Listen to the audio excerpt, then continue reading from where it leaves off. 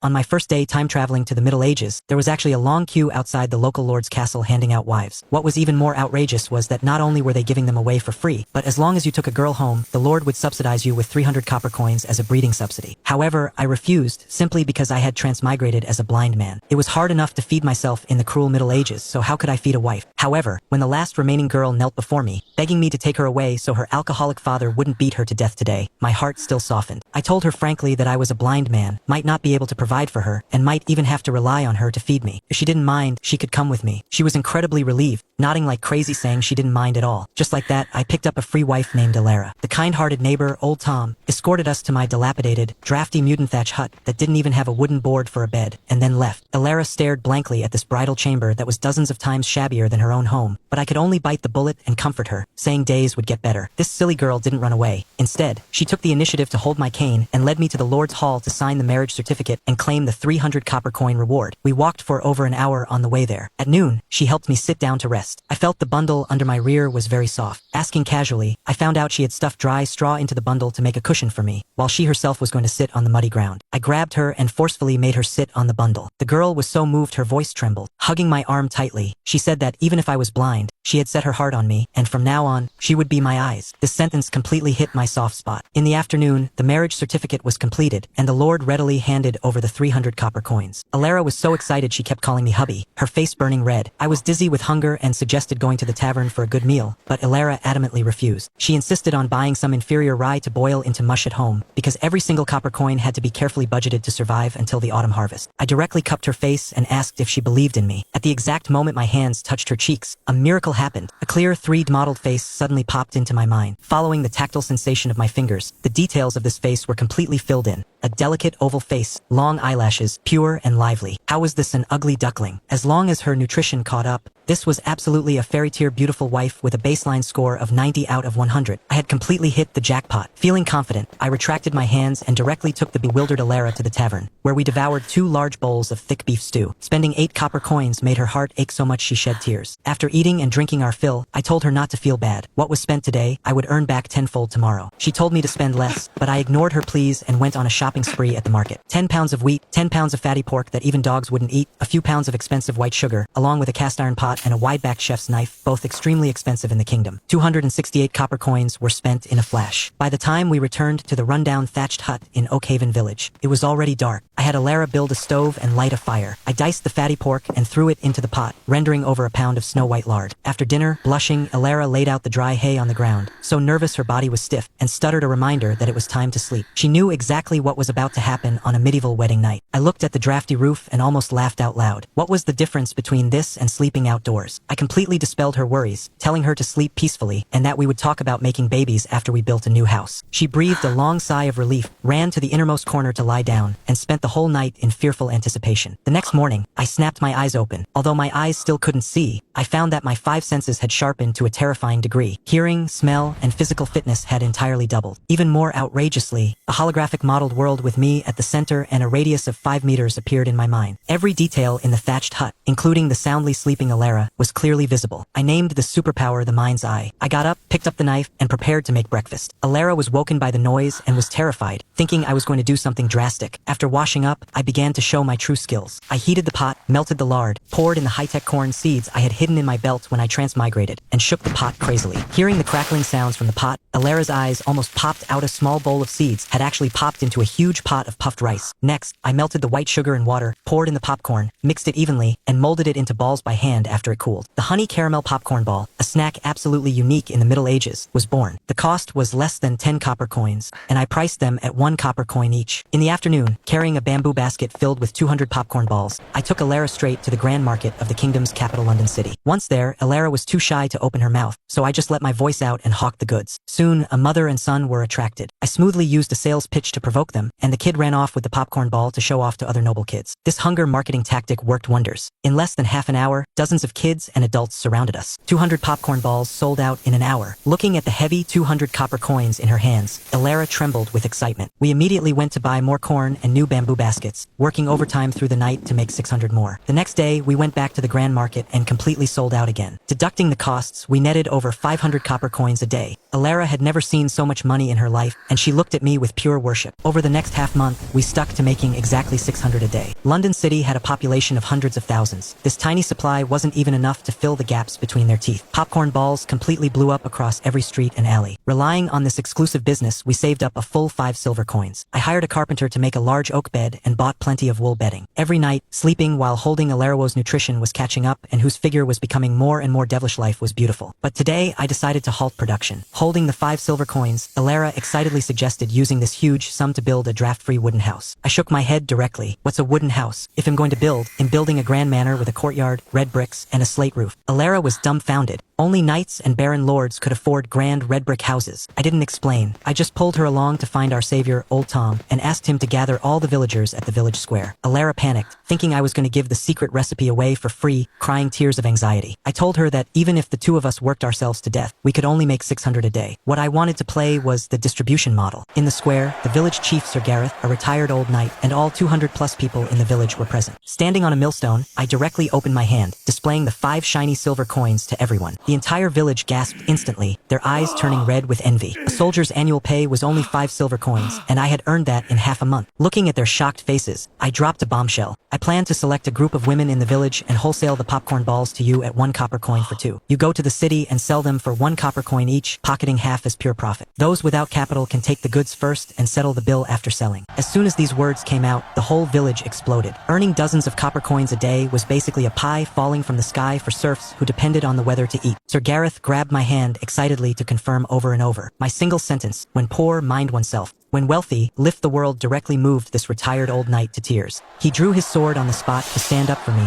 cursing out the villagers who had previously gossiped behind my back. Instantly, over 50 village women surrounded me tightly, frantically signing up. Early the next morning, I distributed all the popcorn balls we made overnight to these 50-plus people. Just as I finished, Old Tom's disabled wife, Aunt Mary, limped over, blushing as she said they had nothing to eat at home, and begged for a few to sell. Without a second word, I pulled out 100 copper coins and hired Old Tom and his wife at a high salary to work full-time at my house making popcorn balls. A life-saving grace must be repaid abundantly. By evening, the village women who went to the city to sell goods all returned. Not a single item was left. Without even stepping out of my house, I netted 2,300 copper coins a day lying down. As life improved, the range of my mind's eye wildly expanded to a diameter of 30 meters. Throwing away my cane, I walked smoother than a normal person. With money in their pockets, every household in the village looked at me like I was the god of wealth. The time was ripe. I carried 2 bags of snacks to visit the village chief, Sir Gareth. This old man had horses and cows, and his eldest son was an officer in the Royal Garden Absolute Heavyweight. I cut to the chase and proposed building a brick kiln in the village to fire red bricks to build houses. If it succeeded, the whole village could live in brick and stone houses that feared neither wind nor rain. Gareth's eyes lit up upon hearing this. He immediately summoned the village's strongmen, and dozens of burly brothers followed me, frantically digging clay in the lower reaches of the river valley. Following the structures I had seen in my past life, it took us only 2 days to build a giant updraft kiln. The whole village went shirtless to mold adobe bricks. Once dried, we sealed the kiln and lit the fire. After burning for 2 days and 2 nights, the day we stopped the fire and opened the kiln, Gareth was the first to rush in. When the heat wave dissipated, he ran out with a glowing red face, holding 2 bright red bricks. Striking them together, the sound was incredibly crisp. The kingdom's first batch of modern red bricks was successfully fired. The whole village boiled over, and 3 more kilns were built in succession. Red bricks poured out continuously. I immediately brought out the blueprints for the 300 square meter grand manor I had drawn up long ago and prepared to break ground. But you can't build a brick house with just red bricks. You also need cement. I told Gareth I needed a massive amount of limestone. Gareth frowned, pondered for a moment, and then slammed his hand down, saying, "Head, take care of it." Early the next morning, this usually low-profile old village chief changed into a crisp black surcoat, mounted his old horse, and headed straight for London City. He traveled along the King's Road, heading straight for the gates of the Royal Red Keep. Facing the interrogation of the heavily armored royal guards wielding halberds, Gareth's expression didn't change. He unhurriedly pulled a golden signet ring from his breast pocket. Seeing the lion crest on the signet ring clearly, the guards' faces instantly changed. Stuttering, they said, "Old sir, this is the private seal of the abdicated old king. The current King Edward has just ascended the throne. I don't know if this ring is still valid today. Please don't move. I will immediately go to the inner court to report." My village chief, Uncle Gareth, holding the old king's personal guard seal, directly scared the wits out of the Red Keep guards. Once the current King Edward learned of this, he went with the flow and withdrew the inner court guards who were keeping the old King Henry under house arrest. As soon as Gareth entered the inner court and saw the down-and-out old King Henry, he directly pulled out the popcorn balls I made. Old Henry ate them with a crunch, his eyes shining. Hearing Gareth talk about how I lifted the whole village out of poverty and fired red bricks that benefited the commoners, he thought of me as as a heavenly genius. He immediately decided to personally go find his son Edward to help me get limestone to build a big house. On King Edward's side, he was just discussing with his prime minister about issuing a decree of granting titles for miraculous deeds, announcing that whoever could solve the people's livelihood problems would be granted a noble title. Hearing his father say that I used yellow mud to fire sturdy red bricks and could use limestone to make cement, Edward slapped his thigh in excitement. This was a miraculous deed that could allow all the people in the world to withstand the bitter cold. He decided on the spot that once verified, I must be heavily rewarded. Old Henry also used this opportunity to demand the right to freely leave the palace for incognito visits. Meanwhile, I was taking the village veteran Bruce, driving a carriage to London City for a major shopping trip. With money in hand, I directly spent a massive sum of 17 silver coins to buy a top-quality black walnut wood cane, making Bruce's heart ache so much he cursed me for being a spendthrift. At noon, we passed by the Royal Gardens, where a high-end aristocratic poetry gathering was taking place. Bruce, this country bumpkin, stared at the top-tier noble beauties in the pavilion, gulping wildly. His lecherous gaze directly provoked Lady Eleanor, the daughter of the Duke of Lancaster, and Princess Isabella, King Edward's eldest daughter. The two noble young ladies rushed out aggressively. Lady Eleanor showed no mercy, viciously lashing her riding crop onto my shoulder, cursing us as peeping hooligans and rogues. My shoulder burned with pain, but I didn't lose my temper. Instead, amidst Bruce's curses, I slowly stood up, picked up my cane, and said in a gentle, highly apologetic tone, I am sorry, two noble ladies. I shouldn't have faced you. It's truly because I am blind and cannot see. I've caused you trouble. I'm sorry. After saying that, I tapped the ground with my cane and stumbled away. That's right, this move is called destroying the spirit. The spectating nobles and commoners instantly blew up, criticizing the two ladies for being unreasonable and bullying a poor blind man. Eleanor and Isabella looked at my hazy eyes. Their minds went blank instantly, their faces turning deathly pale. How important is reputation to medieval noblewomen? They had beaten a blind man indiscriminately, and a sense of guilt instantly swallowed them. Eleanor covered her face and broke down crying. I'm so awful. Princess Isabella burst into tears even more wildly, chasing out to apologize but couldn't find me, clutching her chest and crying bitterly. This single wave directly left the two ladies depressed, hiding at home washing their faces with tears every day, causing their two old fathers, the Duke and the King, so much worry their hair almost turned white. To prevent being hit by blind fools in the future, I bought a purebred tall horse, various spices, and conveniently tore a 3-finger-wide piece of black silk to blindfold my eyes. Blindfolded with black cloth, my aura instantly became mysterious and unfathomable. That night, Alara nestled in my arms, feeling distressed over my lavish spending during the day. Holding her, I only felt that this sense of security couldn't be traded for 1,000 gold. Early the next morning, a miracle occurred. I opened my eyes and found that my mind's eye ability had actually evolved. The originally black and white 3D perception world had turned into full color, and the range had expanded to 50 meters. Turning to look at Alara beside me, I almost got a nosebleed in the vision of my mind's eye. This girl was simply a flawless, supreme stunner. Not only that, my physical fitness skyrocketed,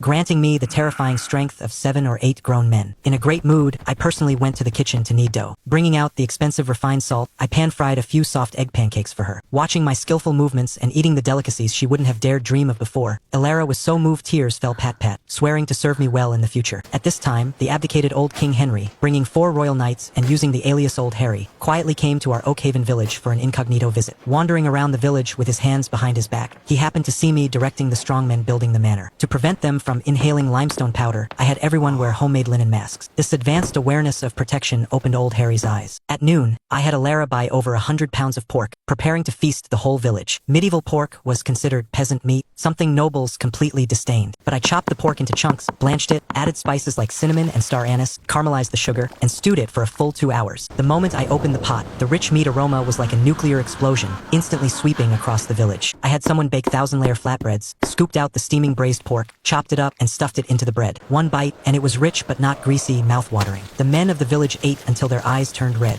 One guy devoured 12 in one sitting. The grand old King Henry was also completely conquered by this dimension-lowering gourmet food. With no regard for his image, he squatted in a corner against the dirt wall, a pulled pork wrap in each hand, eating until his mouth was covered in grease, sighing repeatedly that I could turn the rotten into the magical. Just as the whole village was reveling, over a dozen heavily armored cavalrymen suddenly rushed in at the village entrance. A royal attendant shouted at the top of his lungs, "Arthur, receive the decree." The entire venue went dead silent. The attendant unrolled the parchment scroll and read aloud. Because of my meritorious service in firing bricks, benefiting the country and the people, King Edward directly titled me Baron of Oakhaven, rewarded me with 100 gold pieces, and granted me the tax collection rights of 3 nearby villages as my fiefdom. Boom! The whole village completely boiled over. It was extremely difficult to be granted a noble title in the kingdom, and commoners had absolutely no chance. Yet I, a blind man, had ascended to the heavens in a single step to become a noble baron. Alara, holding a meat wrap with only 1 bite taken, was was completely dumbfounded. From an emaciated peasant girl who was almost beaten and starved to death, she transformed into a baroness of the kingdom. Even a bard wouldn't dare make up a story with such a huge leap. I calmly accepted the decree and conveniently slipped the attendant 2 5-shilling silver coins as a tip. Seeing that I was genuinely blindfolded with black cloth, the attendant awkwardly accepted the silver and left a few royal craftsmen behind to learn the brick-firing technique. The aroma of the meat not only made the old king cry with craving, but also attracted over a dozen poor kids from the neighboring village who couldn't even afford linen clothes. A little girl held the meat wrap I gave her without eating it, saying she wanted to save it for her grandmother who had starved for 2 days. My heart felt a pang of sorrow. I directly ordered 2 meat wraps for each child, plus 20 copper coins, ordering their parents to use it to buy clothes. This scene deeply pierced old Harry. With red eyes, he secretly tossed village chief Gareth 2 large gold ingots, telling him to buy grain and cloth for those veterans and children who couldn't survive. Early the next morning, Elara took grain and the 2 bags of money I forced on her as a betrothal gift, returning to her maiden home in glory to show off. Just as I finished groping around to boil some oatmeal, the thick-skinned old Harry brought his royal knights to my thatched hut to crash my breakfast again. Seeing that a baron like me was still living in a drafty rundown house, old Harry blew his beard in anger. Snatching a gold sovereign from a knight's hand, he threw it directly at me as meal money and a housing subsidy. As soon as he threw it, he regretted it, afraid he might smash a blind man like me to death. But the next second, not only did I not dodge, I casually raised my hand. Smack! I caught the gold coin firmly midair with one hand, casually saying, then it would be impolite to refuse. This move directly scared the cold sweat out of the 4 royal knights behind old Harry. They stared dead at me, a thought simultaneously popping into their minds. Locating by sound? This blind man is an unparalleled master. The knight captain didn't believe it. While I was making pancakes, he drew his dagger and waved it left and right in front of my eyes, even doing a fierce straight thrust to test me. If I hadn't been wearing the black cloth, I would have been exposed long ago. I feigned calm, continued cooking, and forcibly maintained my act as a blind man. After eating, old Harry left, but the knight captain still didn't give up. He ran back, grabbed me by the collar, and warned me not to call the old king old Harry. To establish his dominance, he pointed at a bowl-thick wooden stump on the ground and kicked it fiercely. With a crack, the stump broke. After showing off, he sneered, turned, and left. But what he didn't know was that, in my full-color mind's eye world, I clearly saw this idiot walk to a secluded spot, sweating profusely from the pain. Taking off his leather boot, his instep was swollen like a huge steamed bun. I almost laughed out loud. Why bother, suffering just to save face? However, this incident also served as a reminder. In this dog-eat-dog medieval kingdom, without a self-defense weapon, I would sooner or later become a punching bag. I carried the 100 refined steel I bought and directly felt my way to the village blacksmith shop. The temperature of the blacksmith's charcoal furnace wasn't high enough at all. Without a word, I drew a blueprint and built a large bellows. With a pull of the bellows, the furnace temperature soared. Over the next half-month, I stayed indoors, hammering it 1,000 times to forge out all the impurities in the steel. Using the special Damascus steel techniques of folding and twisting, I forged a chillingly sharp, handleless blade. I found a bowl-thick wooden stump to test the blade. With one slash, the stump was split evenly, and the blade didn't curl in the slightest. An absolute divine weapon. Finally, I took out that black walnut wood I bought for 17 silver coins and perfectly embedded the blade into it. Normally, it was just an ordinary cane, but upon encountering danger, drawing it revealed a deadly blade that could slice through iron like mud. The kingdom's first concealed sword cane was officially born. Under my painstaking management, Oakhaven Village changed every day. Not only did my grand red brick manor rise from the ground, the exterior walls plastered with cement, but even the interior was paved with high-quality oak flooring. The wooden panels on the walls were carved with exquisite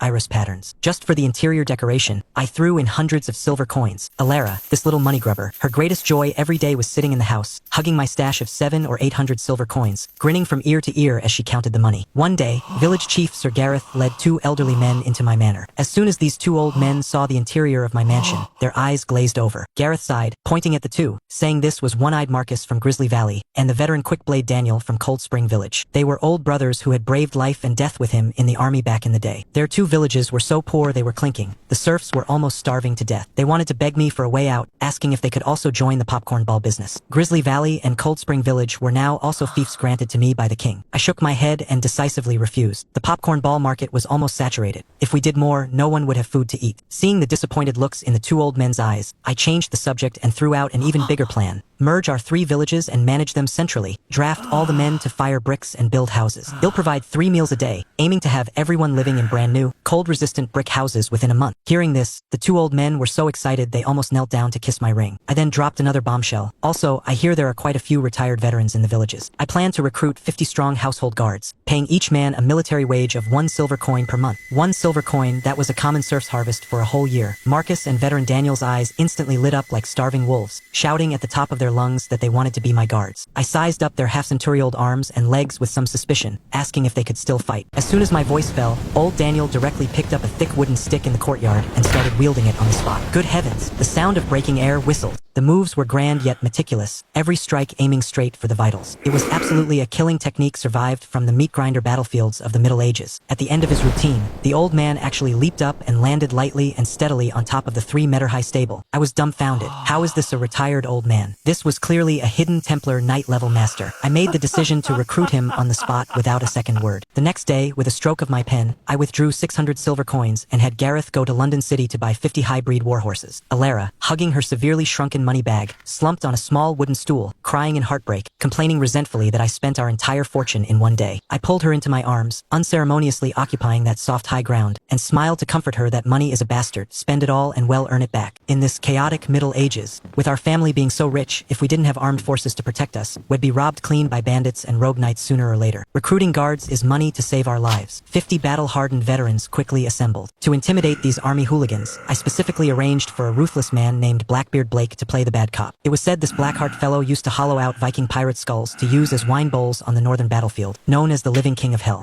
He glared, releasing killing intent, and declared, "The Baron has given us houses to live in and a way to survive. If anyone dares to bite the hand that feeds us, he'll personally skin him alive." As soon as his voice fell, a man with a hideous scar on his face stepped forward, sneering in agreement. His lordship's kindness to us is heavy as a mountain. If anyone dares to betray him, Blake won't need to do it. He'll slit my own throat first. With this combination of grace and might, the 50 battle veterans were disciplined into total submission. As more manors were built, the working men put in desperate effort. But once summer arrived, these shirtless medieval men reeked of sweat. Their hair was so greasy you could squeeze oil out of it, and their heads crawled with fleas and lice. My enhanced sense of smell simply couldn't take it. I felt nauseous from meters away. I immediately gathered the whole village, stood in the square, and laid down an iron rule. Oak Haven is a civilized place. From today on, after finishing work every day, you must wash your clothes and take a bath. You must wash your hands before meals. If anyone dares to relieve themselves anywhere again, they'll have old Daniel cut off his family jewels and feed them to the dogs. The men felt a chill in their crotches and fearfully clamped their legs together. Under the iron rule, the village's ethos instantly changed. Even people from outside villages looking for work weren't allowed in if they weren't washed clean. Once the manor was completed, I moved the workshop into the courtyard. During my free time, thinking of the fierce swordplay old Daniel displayed that day, I drew the sword from my cane and gestured a few times based on memory. At this very moment, a miracle happened. The full-color mind's eye in my brain actually acted like an activated supercomputer, automatically replaying the video of Daniel's swordplay, continuously deducing, disassembling, and reassembling it. It actually eliminated all the flaws in this sword technique, optimizing it to a flawless realm. I was ecstatic and immediately practiced hard according to the optimized moves. This sword technique combined Eastern quick-draw arts with Western fencing, emphasizing speed, accuracy, and ruthlessness. It only attacked, never defended. Once the sword was drawn, it must take a life. In just 3 days, I completely mastered the essence of this killing technique. In passing, I also started frantically practicing the extremely deadly swift draw technique, madly drawing and sheathing the sword 500 times a day, building thick calluses on my hands layer by layer. One day, the poorest girl in the village, Maggie, suddenly knelt outside my door, knocking her head bang bang, crying and begging me to lend her some silver to see a doctor for her mother. Without a word, I took 10 silver coins and had someone drive her mother to London to find the top doctors. Unfortunately, the old woman had contracted a foul disease in the red light district of the royal city in her youth, and now she was terminally ill. Even a god couldn't save her. In the middle of the night before her passing, the old woman called Maggie to her bedside, insisting on imparting all the secret skills of serving men she learned as a tavern prostitute. Maggie blushed crimson, her eyes widening in shock as she exclaimed, "You can do it like that? I could never do it." Early the next morning, the old woman hung herself. I paid to arrange a fine oak coffin for Maggie's burial. After returning from the burial, Maggie pulled out a blood-stamped serf's indenture contract from her breast, knelt on the ground sobbing, saying she couldn't repay my kindness and was selling herself to me as a slave, asking only for a bite to eat. I snatched the contract and, without even looking at it, tore it to shreds. I told her the house didn't lack slaves, but we were exactly short of a cook. If she was willing, she could stay here and cook. Maggie was so moved she was incoherent. I took the opportunity to teach her some modern cooking techniques. She was extremely talented and soon became my family's personal master chef. With the big house built and the thatched hut torn down, privacy was finally guaranteed. Having been a monk for over 2 months, I finally welcomed the blooming of spring. In the dead of night, I pulled El Arajo had just taken a rose essential oil bath and exuded a faint fragrance into the high-end velvet bedding. She blushed scarlet, trembling as she begged me to blow out the candle. I patted her in exasperation, saying, "Your husband is a blind man. Is there a difference between lights off and lights on?" She froze, then obediently stopped struggling. That night of rolling in the clouds and rain, I completely bid farewell to my monk's life. Early the next morning, village chief Gareth led old Harry, 2 old men, and a chubby 7 or 8-year-old boy, coming to my house with faces full of joy for a housewarming. As soon as old Harry entered, he impatiently had someone boil the top-tier noble tea he brought. Medieval tea boiling meant crushing the tea leaves and throwing them into a pot with scallions, ginger, garlic, pepper, and salt in a chaotic stew. I took a sip, and the weird taste filling my mouth almost made me spit it out on the spot. I mocked him unceremoniously. Old Harry, this garbage of yours, if I fed it to my horses, even the horses wouldn't drink it. Tomorrow I'll let you taste what real tea is. Old Harry blew his beard and glared, cursing me for not knowing a good thing. Just then, the little fatty beside him stared eagerly at my family's freshly fried pork cutlets, drooling. I looked with my mind's eye. This little doll was round and very lovable. Old Harry rubbed the little fatty's head and called him Little Fat Bear Richard. Wait, Richard, the current king's most favored second son, Prince Richard, wasn't his nickname Little Fat Bear? And he called old Harry grandfather. My mind went boom. Then this old Harry, wasn't he the abdicated old King Henry? Then the two old men beside him were absolutely the cabinet prime minister Duke William and the Chief Justice Thomas. My heart trembled violently, but on the surface, I was as steady as an old dog. Pretending I knew nothing, I handed Richard a piece of meat cutlet. Little Richard ate until his mouth was covered in grease, saying innocently that since I treated him to delicious food, he would go back and have his father find the archbishop to cure my eyes. I sighed and said with feigned profundity, being unable to see actually brings peace. Besides, your little Richard has a kind heart. As the saying goes, man is born with a soul of pure light. It is the ways of the world that cast shadows. As soon as these words fell, old King Henry, Prime Minister William, and Chief Justice Thomas, the three old men were instantly struck as if by lightning and stood up abruptly. Thomas excitedly bowed to me with his hand over his heart, begging me to finish reciting. I casually recited a modified version of Western philosophical maxims. The rhythm, full of the great Tao of enlightenment, left these three big shots absolutely mesmerized. Henry excitedly asked me who wrote it. I started talking nonsense. I was hunting in the snowy mountains of the Highlands, and I met an immortal old man who taught me. Before he left, he chanted, "In the silver city above the clouds, an angel stroked the crown of my head, granting me the breath of eternal life, and then a flash of white light blinded me." Silver City? The old king and the prime minister gasped, trembling with excitement. That was the location of the legendary paradise realm, Elysium. Henry slapped his thigh in jealousy, cursing me for wasting a heavenly treasure and missing out on the deity's immortality technique. Rolling his eyes, he grabbed Prince Little Richard and forced the current prince to take me as his master to learn the deity's abilities. He even threatened that if I didn't accept, he would cut off my limestone supply. My heart blossomed with joy. I reluctantly accepted the prince's apprenticeship vow,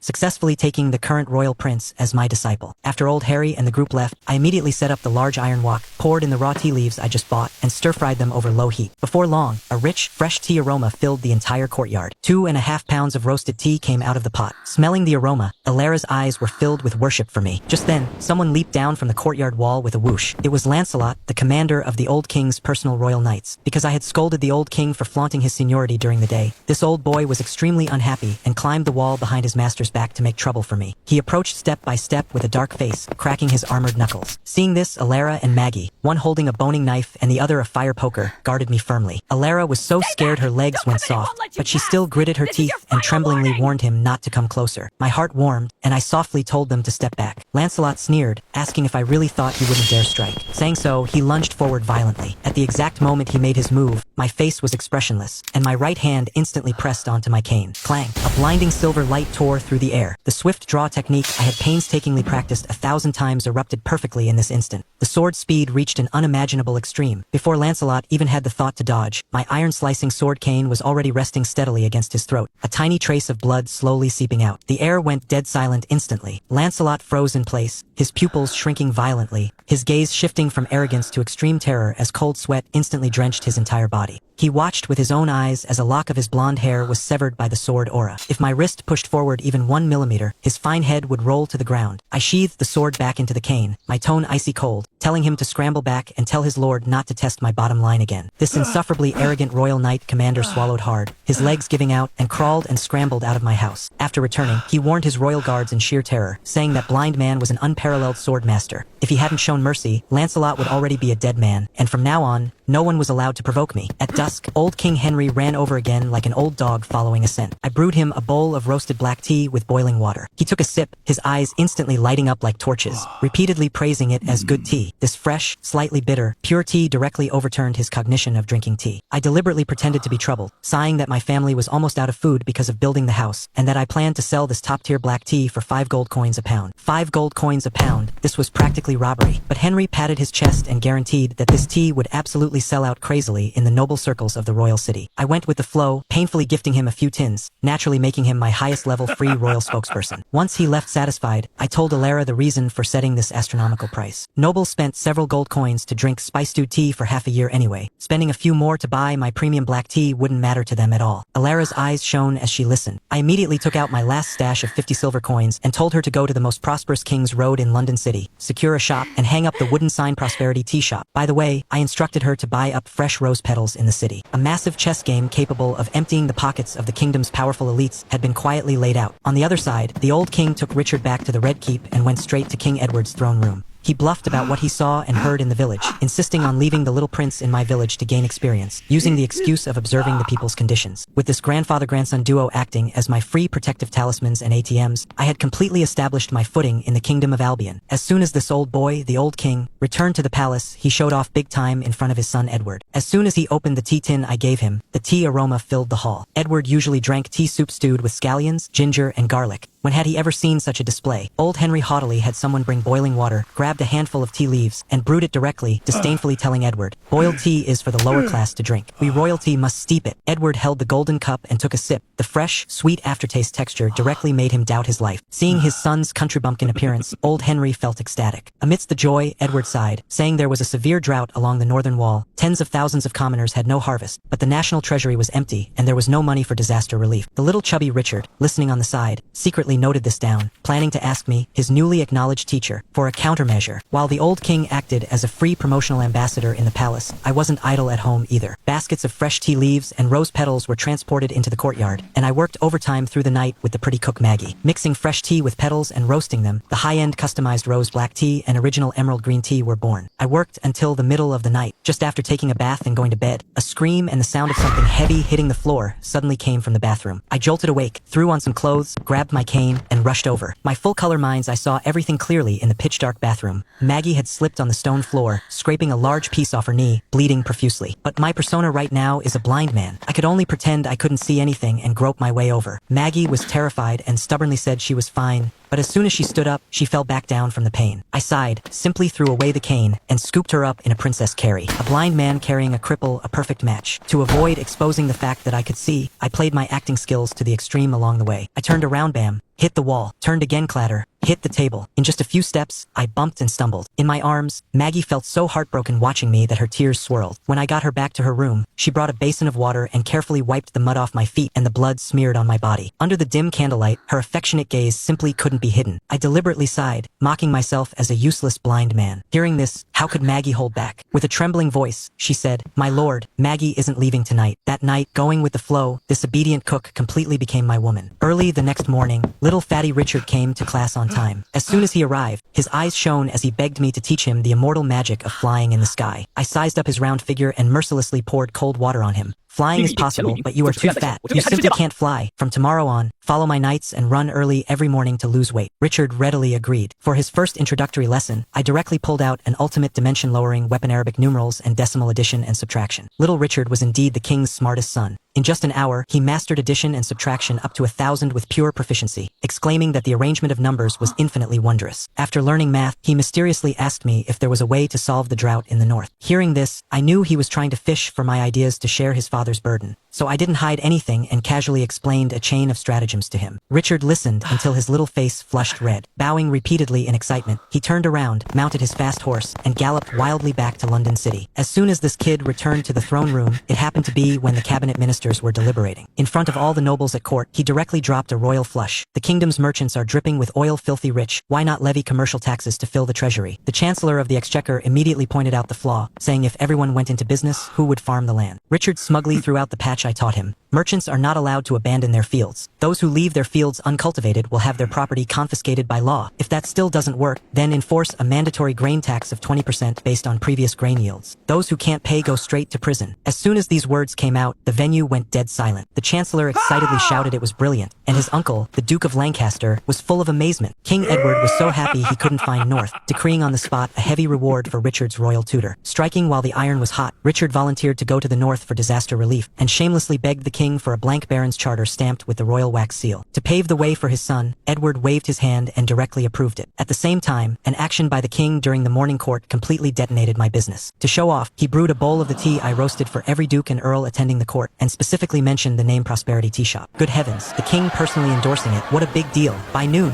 the originally deserted tea shop instantly had its threshold trampled by high officials and nobles. The kingdom's generals and marquee bosses personally lined up to pay, smashing handfuls of gold coins onto the counter like they were worthless. The 5 gold a pound green tea and 10 gold a pound rose black tea sold out instantly. When Alara drove the carriage back in the evening, she was trembling all over with excitement. In one day, we made a crazy profit of 850 gold coins. This was a massive fortune others couldn't earn in several lifetimes. Seeing her ecstatic, miserly look, I took the opportunity to propose a reward demand. That night, blushing, she fulfilled her promise of absolute obedience to me, and the taste was incredible. Once you have money, you must expand. The next day, I immediately called Village Chief Gareth, telling him to raise wages and build a large workshop in the village. I planned to buy a batch of indentured slaves to set up assembly line tea production, firmly controlling the core technology. Meanwhile, Prince Richard brought his secretly scheming uncle, the Duke of Lancaster, to set up an extremely sinister trap banquet at the Plantagenista Tavern in London City. They invited all the kingdom's biggest grain merchants. The Duke of Lancaster first bluffed crazily, saying His Majesty planned to abolish the lowly merchant class, but the ministers opposed it, and it was Prince Richard who fought against all odds to win everyone a chance. Richard appropriately pulled out that blank baron charter and coldly threw out the reserve price. Whoever can bring out 50,000 bushels of grain to relieve the disaster victims, this hereditary barony is his. Ascending to the nobility depends on today. The grain merchants were all dumbfounded. 50,000 bushels was no small number. Seeing no one speak, Richard made a gesture to leave. Just then, a grain merchant named Hawkins suddenly jumped out, shouting he was willing to offer 80,000. Hearing this, the kingdom's biggest bully tycoon, the greedy Fatty Barry, became anxious and instantly clashed with Hawkins. I offer 100,000. Who dares compete with me? After Hawkins threw some harsh words and left angrily, Fatty Barry got the charter as he wished and happily ran back to gather the grain. Outside the tavern, the Duke of Lancaster gasped in shock at the 100,000 bushels of grain. But Richard sneered and revealed the mystery. It turned out that Fatty Barry was a mega-corrupt official who constantly sucked the blood of commoners, his private wealth thicker than the national treasury,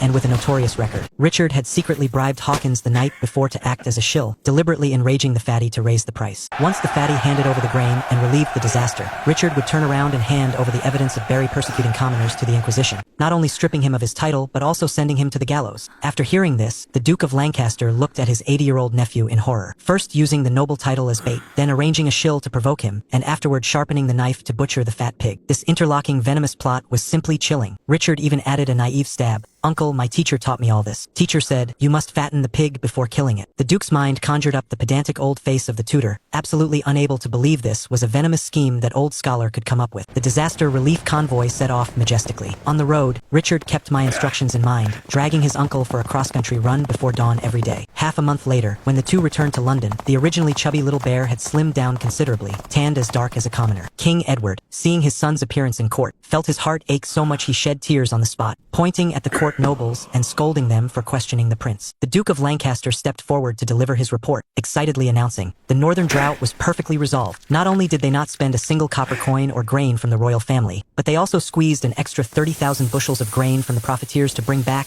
and fill the national treasury. The entire court of nobles was dumbfounded. Edward excitedly pressed to know who came up with the strategy. The Duke cast his gaze toward the royal tutor, Scholar Waldo. The old scholar looked completely bewildered, crossing himself in terror, swearing this was absolutely not his doing. The Duke of Lancaster simply revealed the entire chain of schemes, the catching a white wolf with empty hands and killing the fat pig. Above the grand hall, the sound of ministers gasping could be heard rising and falling. The officials who were just marveling a second ago now completely changed their gaze. The Chief Justice, Sir Sterling, and a group of conservative nobles stepped forward to impeach, warning the king with agonizing heartbreak, "Your Majesty, the person scheming for the prince has such a meticulous mind and such sinister, ruthless methods. The prince is young. Following such a person, what he learns is not the righteous path of a holy knight, but the Machiavellian tactics of a devil. We absolutely cannot let the prince contact this person anymore." The king's original joy was instantly extinguished. His brows locked tightly as he fell into deep hesitation. The Duke of Lancaster also remained silent. Clearly, he too felt that the mastermind behind this was far too dangerous. Meanwhile, eager to share his joy, little Richard had run all the way back to my manor in Oakhaven Village in one breath. Before he even entered the house, just by hearing his lighter footsteps, I concluded he had lost weight. Richard excitedly recounted everything that happened in court word for word, waiting for my praise. But I didn't even bat an eyelid. While eating my meat cutlet with a fork, I frowned slightly inside, Richard, you've caused trouble. These methods are too ruthless. Your father and those self-righteous courtiers will definitely think there's a sinister and ruthless schemer behind you, terrified that you'll be corrupted. If I guess correctly, your father is about to issue a decree grounding you, forbidding you from leaving the castle to study. The smile on Richard's face instantly froze, turning pale with fright. Teacher, teach me. I haven't even learned your flying technique yet. If my royal father grounds me, it's all over. I sneered. With me here, what are you panicking about? I immediately called Maggie over and brought out a roll of premium parchment and a quill. Although I pretended to be blind, my mind held the cultural treasures of 5,000 years of China. Unhurriedly, I translated ancient Chinese poetry into majestic Western epic formats and recited them. The sharpest sword is forged in the fiercest flames. The most fragrant rose blooms under the most bitter winter snow. There is only one stairway to the peak of knowledge, and it is called diligence. I told Richard, if your father makes things difficult, throw these truths in their faces. Richard wrote furiously until his wrist ached. Looking at these all-encompassing, peerless essays, he bowed repeatedly in excitement. Richard took the opportunity to eagerly beg me to teach him the flying technique. Finding it troublesome, I casually set up a tripod bracket in the square, tied a long oak pole to a millstone weighing hundreds of pounds, and stepped on it. Using the principle of leverage, the millstone was instantly suspended in the air. I clapped my hands and told him, this is called the power of giants. Seeing that this was all clever tricks using tools and not the godly magic of pulling up mountains he had imagined, Richard's faith collapsed on the spot. He broke down crying, cursed me as a liar, turned around, and ran off to the old king's mansion to complain. Old Harry was drinking tea.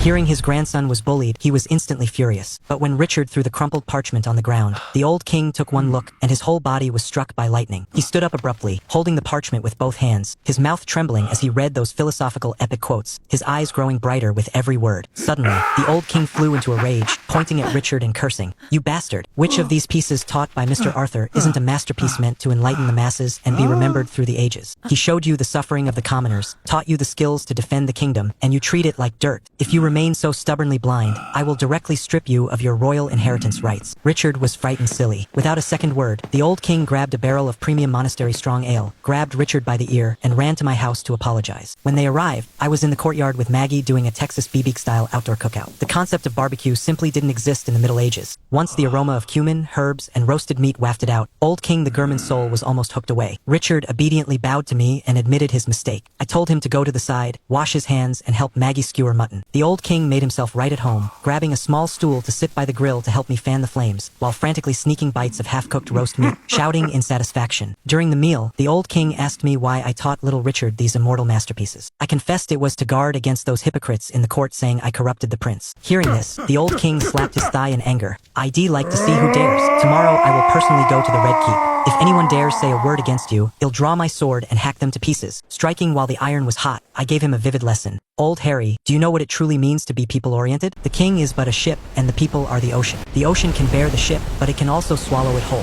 As soon as these words fell, the old king froze directly in place, a brilliant light shooting from his eyes, so shocked he couldn't speak for a long time. This supreme truth of emperorship, which only wise rulers in their twilight years could comprehend, was thrown out by me ahead of time, with the destructive power of a nuclear blast. Just then, little chubby Richard couldn't eat anymore and casually threw a meat skewer on the ground. I slammed the table and shouted angrily, "Do you not know the poem? Who knows that every grain of food on the silver platter is the bitter sweat dripping from the farmer under the blazing sun?" This Western version of sympathy for the peasants once again left the old king's scalp tingling with shock. Richard shuddered in fear, quickly picked up the meat skewer from the ground, wiped the dust off, and swallowed it in 2 bites. After eating and drinking their fill, the old king got dead drunk and was carried away by the knights. I also feigned drunkenness and lay on the bed. Maggie, this little lass, felt ripples in her heart. Not only did she take off my boots and wipe my body, but she also shyly wanted to offer herself. Using the alcohol as an excuse, I flirted heavily with her, causing her to blush deeply and run away covering her face. I laughed inwardly. This girl wouldn't escape the palm of my hand sooner or later. The next day, I took Maggie in a carriage to London City to inspect the shop. As soon as I arrived at Prosperity Tea Shop on the King's Road, I heard a foreigner yelling and blabbering inside the shop. The Lara and the subordinates couldn't understand him and were sweating profusely with anxiety. I took a look with my mind's eye. It was a Moorish merchant in a silk robe, holding a cheap colored glass bead, smugly showing off to the local nobles watching, saying this was the priceless Oriental treasure dragon's tear, and he wanted to trade it for 500 pounds of my premium black tea. People of the Great Tang.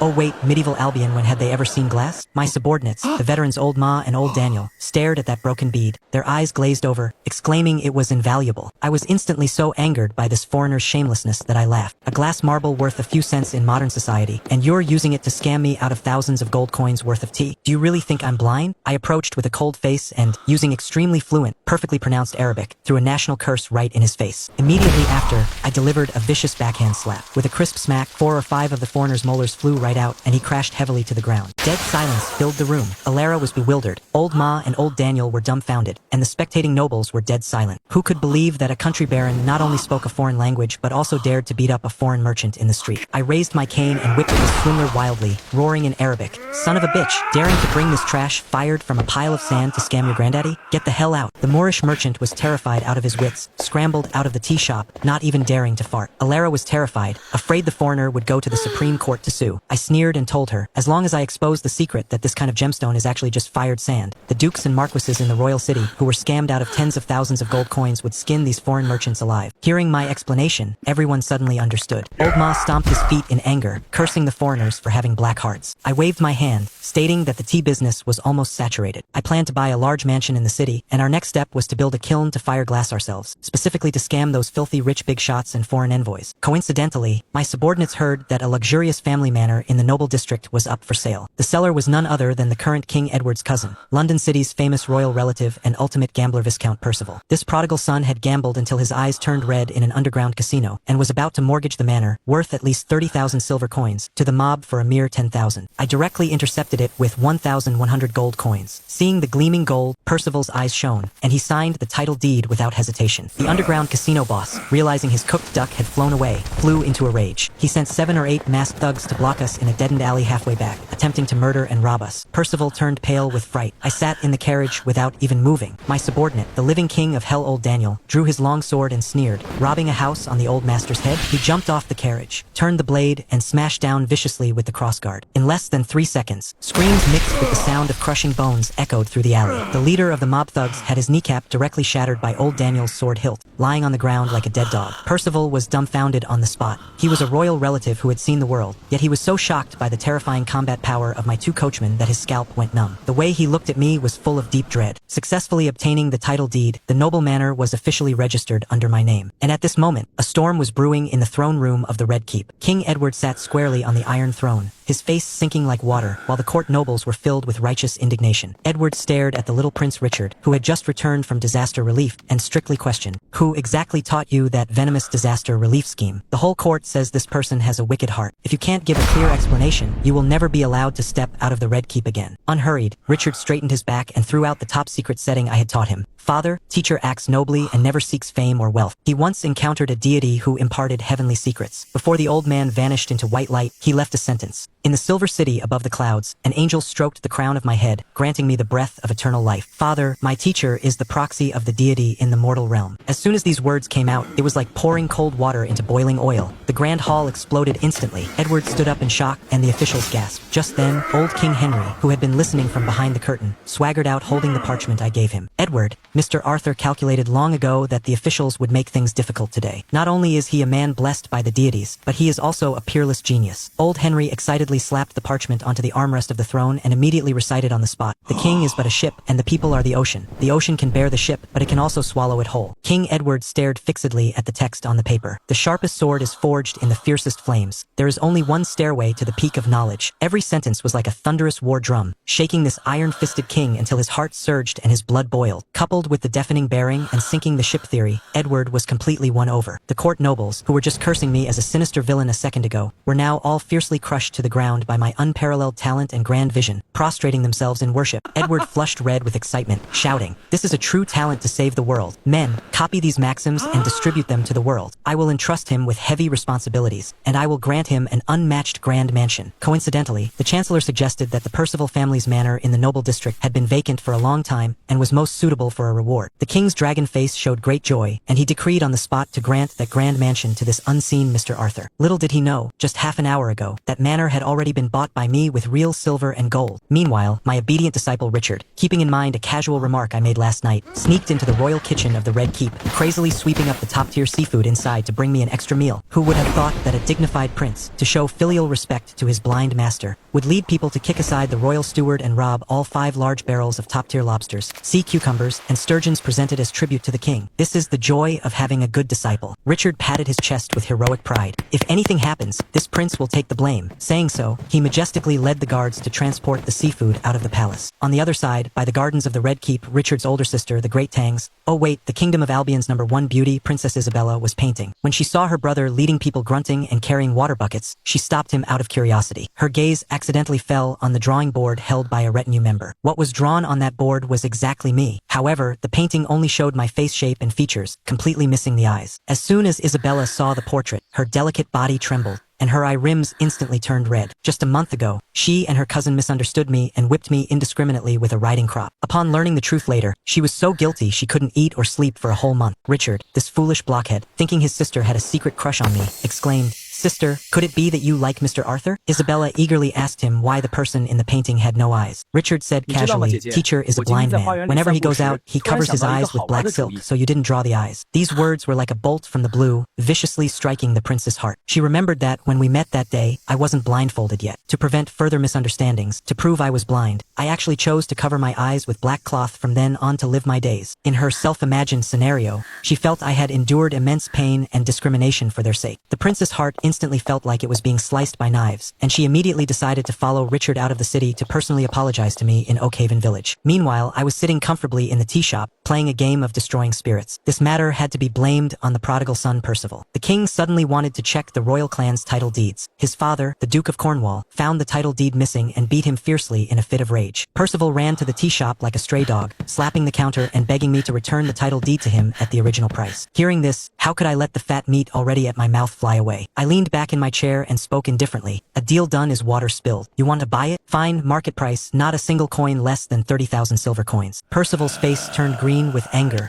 roaring that I was price gouging. I sneered, "If you can't produce the money, get out." If he didn't redeem it, his head would roll, so he could only run back through gritted teeth to get reinforcements. Half an hour later, the Duke of Cornwall, bringing 2 carriages of silver coins, arrived panting at the tea shop. Watching them deliver the money to my door like donkeys at a mill, I directly put on airs. I changed my mind. I'm not selling. To save their lives, the Duke could only suppress his anger, kicked his son out, and humbly begged me for a favor. I postured enough before letting Alara toss the title deed to them. Watching my subordinates load up a full 30,000 silver coins into our carriages, the Duke and his son's eyes turned red with envy. But was I afraid? Because the good show had just begun. The Duke and his son had just returned to their castle with the title deed to report back when the royal herald arrived at my tea shop with the king's decree. You could never guess what earth-shattering thing King Edward had done. He decreed directly granting that noble manor to me. The absolute best part was that when the herald read the decree, the Duke of Cornwall and Percival happened to be following right behind, witnessing all of this with their own eyes. When they heard specially reward 1 noble manor, the Duke and his son petrified on the spot, standing there dumbfounded like they had been struck by lightning. The house they had just spent 30,000 in blood capital to redeem from my hands a moment ago was handed back to me as a prize by the king the next moment. This meant I spent 0 money. The house was still mine, and I had reverse earned 19,000 silver coins from the Duke's family. Alara was holding back her laughter so hard tears came out. After cleaning up this wave of low-level mobs, I took my wife back to the country manor. As soon as I got home, a joyous event exploded that shook my heart. Alara was pregnant. Not only was my wife kind, but she was also extremely protective of her husband. Thinking that with her pregnancy and needing to nourish her body, she was afraid of suffocating me. So she actually secretly worked on the cook Maggie's mindset, wanting to take Maggie as my personal companion concubine. Maggie had already secretly given her heart to me, so she agreed blushing. Just as I was thinking about this, Richard brought his seafood transport brigade rushing into the courtyard, and the one following behind him was exactly Princess Isabella. As soon as the princess entered the courtyard, she came before me nervously and apprehensively, lifting her skirt in a deep curtsy.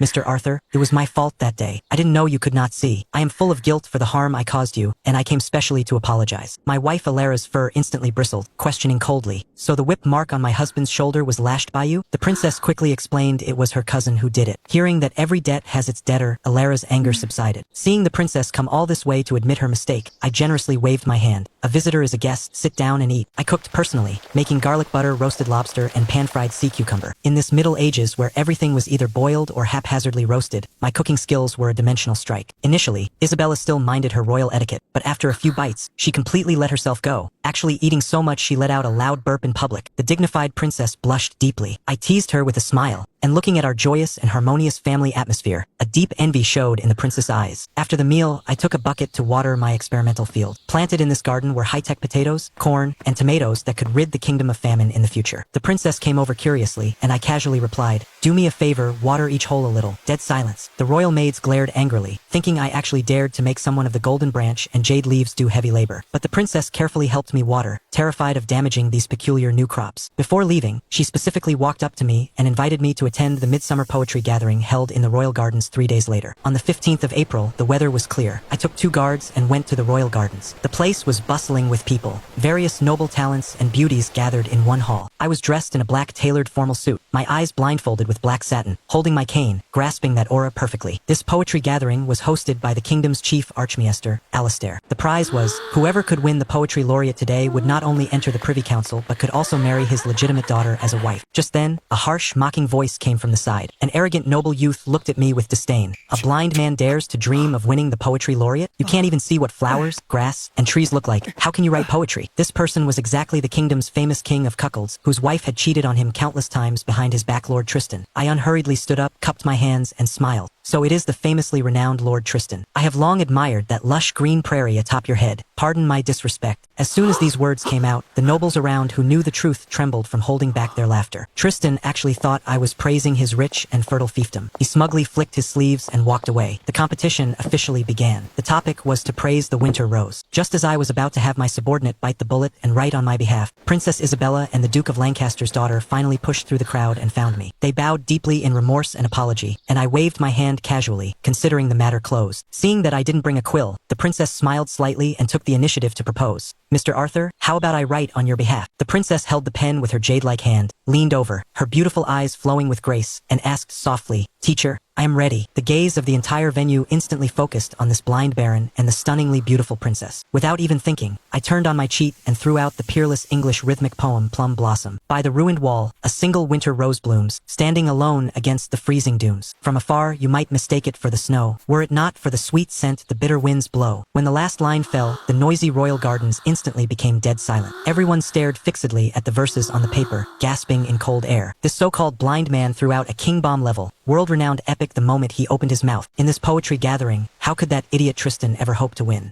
Who would have thought that at the highest-tier midsummer bard gathering of the Kingdom of Albion, a blind man wearing a black silk blindfold would absolutely crush the competition and become the center of attention. Not only that, but Lady Eleanor, the daughter of the scheming Duke of Lancaster, even took the initiative to approach me and act as my personal scribe. Just moments ago, during the first round of assessments, I casually recited a poem praising the winter rose. Relying on my astonishing talent, I made the examiner, Royal Court Archbishop Cedric, nod repeatedly, easily securing my spot in the next round. But the moment the prompt for the second round was announced, all 319 young talents who had advanced were dumbfounded. Chief Examiner Cedric announced from his high vantage point, "The topic for the second round remains the winter rose, but the poem must absolutely not contain the words rose or briar. You have the time it takes for 2 candles to burn out." These words were like a basin of cold water poured over everyone's heads. The crowd instantly exploded into an uproar. Everyone was scratching their heads and sighing in despair. How could you write a hymn of praise without mentioning the rose? Wasn't this deliberately making things difficult? Hearing this, I just laughed. This is supposed to be hard? I turned to Eleanor beside me and said indifferently, "Let's go. Time to write." Eleanor's little face flushed with excitement. Obediently, she unrolled the parchment, took up her quill with her delicate hand, and looked up at me expectantly. Without even needing to draft it in my head, I recited directly, "Born in the woods of ice and snow, mingling not with the mundane blooms of spring. In a single night, its fragrance bursts forth, turning 10,000 miles of royal earth into an endless spring." As soon as this poem was spoken, Eleanor's hand trembled violently, her face full of shock. Not only did this winter rose poem fail to mention half a flower name, but it also captured the proud, unyielding spine of the winter flower to absolute perfection. But right at this moment, those noble young masters nearby who had racked their brains and still couldn't write anything turned sour with jealousy. Good heavens, this was actually composed by a blind man? Why is the daughter of the Duke of Lancaster personally writing for a blind man? He can't even see. How can he compose poetry? He probably plagiarized it. Hearing these insults, I remained as steady as a mountain, but Eleanor completely blew her top. With a face as cold as frost, she rushed over, pointed at the group of men, and scolded them. "What do you know? Even if Sir Arthur cannot see now, does that mean he has never seen before? You are worse than a blind man. What are you so jealous about? Sir Arthur is a peerless talent who knows that the grand feast on the plate.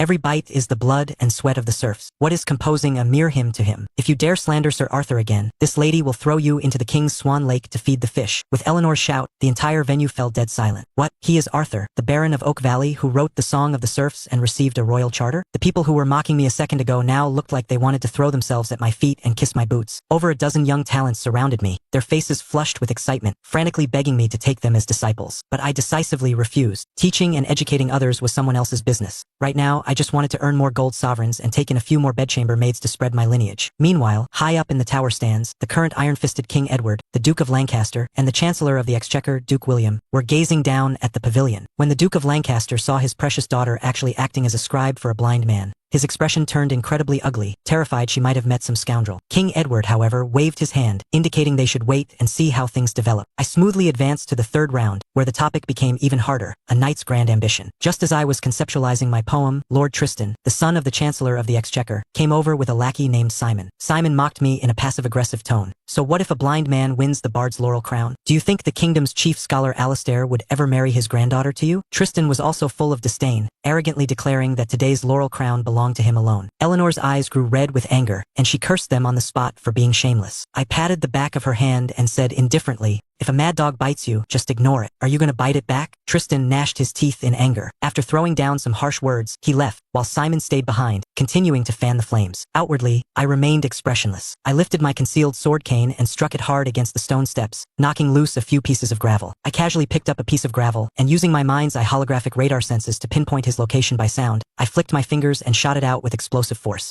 Not far away, Simon suddenly fell to the ground, screaming miserably. That piece of gravel had struck true, smashing directly into his ankle bone like a lead musket ball. His face twisted in agony as he pointed at me and roared viciously, "It was you, you dead blind man. You must have hit me with a rock." I spread my hands and sneered, "You can eat whatever garbage you want, but you can't spout garbage. I am a blind man. Do you really think I have the ability to aim that accurately?" The surrounding crowd nodded in deep agreement. How could a blind man injure someone with a hidden weapon? Simon could only swallow his bad luck and limp away. I took the opportunity to order my subordinates to secretly keep an eye on him. My intuition told me this guy was being instructed by someone behind the scenes. After dealing with that little punk, I turned and recited my poem for the third round. Why don't men draw their golden swords and reclaim the lost lands of the northern wall? Pray, engrave your name in the Hall of Heroes. No frail scholar has ever been dubbed a marquis. As soon as this poem came out, the way Eleanor looked at me was practically dripping with honey. Even Examiner Archbishop Cedric flushed with excitement, exclaiming that if all the sons of Albion had such ambition, driving the Viking barbarians out of the north would happen in no time. Without any suspense, I charged into the final round once again. The topic for the final round was determination of loyalty to the king. The examiner was none other than the kingdom's current chief scholar, Alistair. But the look this old man gave me was full of disgust and disappointment. I knew what he was thinking.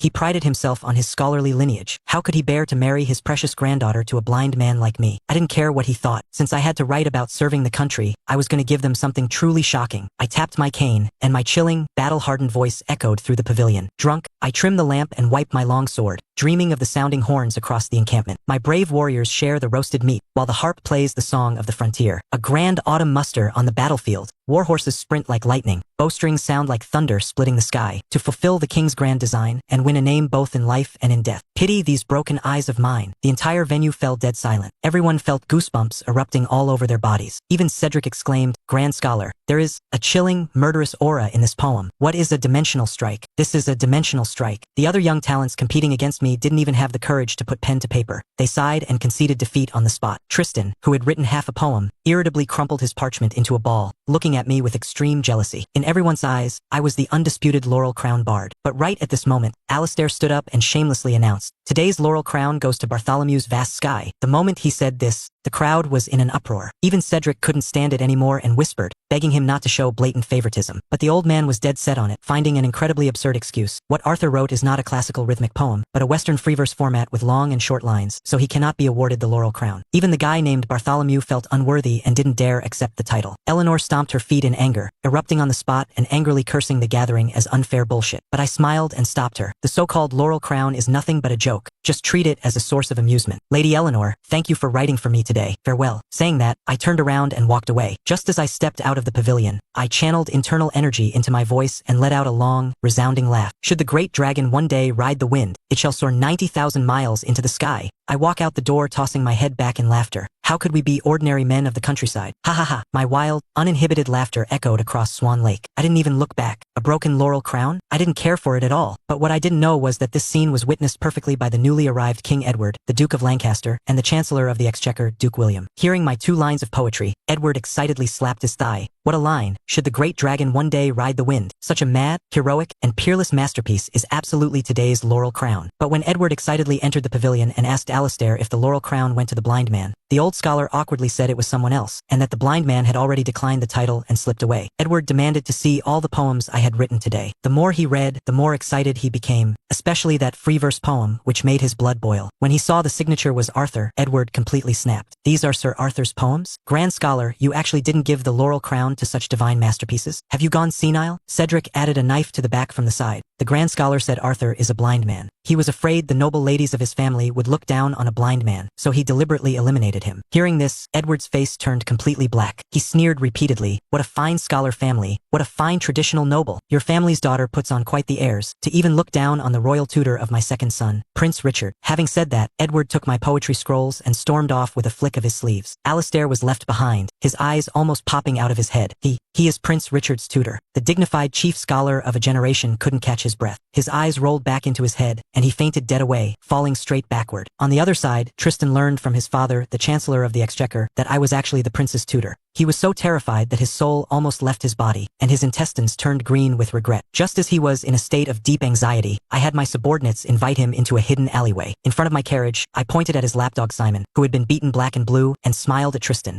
My lord, the mad dog who provoked you into making an enemy out of me today is this one right here. He took 100 silver coins from the degenerate gambler Viscount Percival to deliberately use you as a spear. Hearing this, Tristan's eyes turned red with rage. He rushed forward and kicked Simon violently in the face, knocking his front teeth flying. I lightly dropped the sentence, every grievance has its source, every debt its debtor, before riding away leisurely in my carriage. Tristan told his father, Duke William, everything. When William heard that the Duke of Cornwall's family had used such underhanded methods to set up his son, he flew into a thunderous rage. He immediately took witnesses straight to the Red Keep to file a royal complaint. Edward was already dissatisfied with the Cornwall family for throwing their weight around as royal relatives. Now, his eyes were brimming with murderous intent. A political storm targeting the Duke of Cornwall had quietly begun, all because of my move of borrowing a knife to kill. Meanwhile, the scheming Duke of Lancaster ran home excitedly, holding the parchment with copies of my poems. He grabbed his daughter Eleanor. Not only did he not scold her for mixing with a blind man, but his eyes shone as he asked, Eleanor, do you like Sir Arthur? Eleanor blushed furiously, entirely at a loss for what to do. The Duke of Lancaster said earnestly, so what if he's blind? With his talent alone, he will absolutely leave his name in history. Not to mention he's the prince's tutor and deeply valued by the king. As long as you like him, your father will absolutely support you in chasing after him. Make him the son-in-law of our family. Eleanor was both shocked and overjoyed, her heart pounding like a deer. She was already secretly calculating how to get closer to me. But his family wasn't the only one eyeing this marriage. Inside the Red Keep, King Edward also had his sights set on me. He specially called for Princess Isabella and asked if she was willing to marry me. Isabella naturally had a favorable impression of me, but she helplessly reminded the king, Father, the kingdom's laws stipulate that a prince consort marrying a princess cannot keep bedchamber maids, and he must divorce his current wife. Sir Arthur values loyalty and affection. He definitely won't abandon his commoner first wife. As Edward was fretting over how to break this deadlock, the abdicated and house-searched old King Harry strolled over with his little granddaughter, Alice, on his back. Learning of Edward's dilemma, old Harry slapped his thigh and laughed out loud. Edward, why are you so rigid? Simple. You just take Arthur's first wife as an honorary adopted daughter and grant her a princess title. Then, when the two princesses marry him together, no one will dare gossip. Edward and Isabella were completely stunned. To think the dignified abdicated king could come up with such a god-tier maneuver to exploit legal loopholes. Even little Alice, riding on old Harry's neck, clapped her hands and joined the fun. Yay, yay. Grandpa said he's taking me to Sir Arthur's house for dinner tomorrow. When I grow up, I want to marry Sir Arthur too, so I can eat delicious food every day. Isabella didn't know whether to laugh or cry, but Edward's mind had completely begun to churn with ideas. And right now, the chief scholar's family was already in total chaos. Because the news of their shady manipulation to suppress me had spread throughout London, the public was cursing them for being sore losers, completely ruining their reputation. After waking up, Alistair beat his chest and stomped his feet in regret, crying out that he was a sinner to his family. He quickly ordered his son Albert to go out and spread the news that Arthur is the true Laurel Crown winner in an attempt to salvage their dignity. The family's legitimate genius daughter, Cecilia, also learned the truth. When she saw my line, should the great dragon one day ride the wind, this haughty, self-proclaimed pure talent was completely conquered. She bit her lip and made up her mind. Since grandfather made a mistake, for the sake of the family's reputation, I am willing to compromise and marry this blind man as his bedchamber maid. Ironically, she had no idea that I simply didn't care about her, nor did I care about the so-called century-old family of scholars. By this day, I had already moved my family into a newly renovated red brick, slate-roofed manor with a courtyard inside London. The estate was spacious and grand, flanked by two majestic stone lion statues at the gates. I didn't sit idle. As soon as we settled in, I secretly built a large boiler in the backyard. I was going to fire Venetian stained glass. As long as I could produce glass 7 if if it was uneven, low-quality stuff I could build a greenhouse in the dead of winter to grow vegetables. When that time came, the gold coins I'd make would be an astronomical figure. Just as I was busy working, the gatekeeper announced that young Master Felix, a merchant from the southern shires, requested an audience. As soon as I entered the drawing room, I smelled a faint fragrance. Looking at the boy's red lips, white teeth, and snow-white skin, I immediately burst out laughing in my heart. A woman cross-dressing as a man? Interesting. This young Master Felix, claiming to be Philip, had taken a fancy to the tea leaves in my shop and wanted to expand the business to the south. As soon as she opened her mouth, she demanded a 30% commission. I put on a cold face and directly shot her down, telling her I could very well send my own people to sell it. Seeing this, she quickly changed her tune to 20%, bringing up excuses like how the southern squires and local tyrants were numerous, and that her family had the power to smooth things over. I played along and tossed her a dealership rights proposal. I sell top-tier Earl Grey tea for 5 silver coins. I'll give it to you for 4. Hand-roasted green tea is 10. I'll give it to you for 8. As for how much you sell it for in the south, that depends on your own ability. Philip was overjoyed upon hearing this. She readily agreed and happily ran back to get the money. Little did she know, the cost of these tea leaves wasn't even 10% of that. My move here was pure catching a white wolf, empty-handed, zero risk, massive profit. After sending away this cross-dressing god of wealth, it was already late. After dinner, I lay in bed early to rest. Not long after, the door was gently pushed open. Using my special mind's eye holographic senses, I saw that the person who entered wasn't my virtuous legal wife Illyra, but my newly bought, breathtakingly beautiful bedchamber maid, Maggie. She had just finished bathing and still carried the scent of moisture. Her cheeks were as red as ripe apples, and she was so nervous she didn't know where to put her hands and feet. I chuckled inwardly but maintained an emotionless facade as I patted the bed beside me. Darling, come quickly. I've warmed the covers for you. Maggie was so shy her voice was like a mosquito. Master, it's Maggie. I feigned surprise. Why is it you? Where is the madam? Maggie lowered her head, twisting the corner of her apron with her fingers.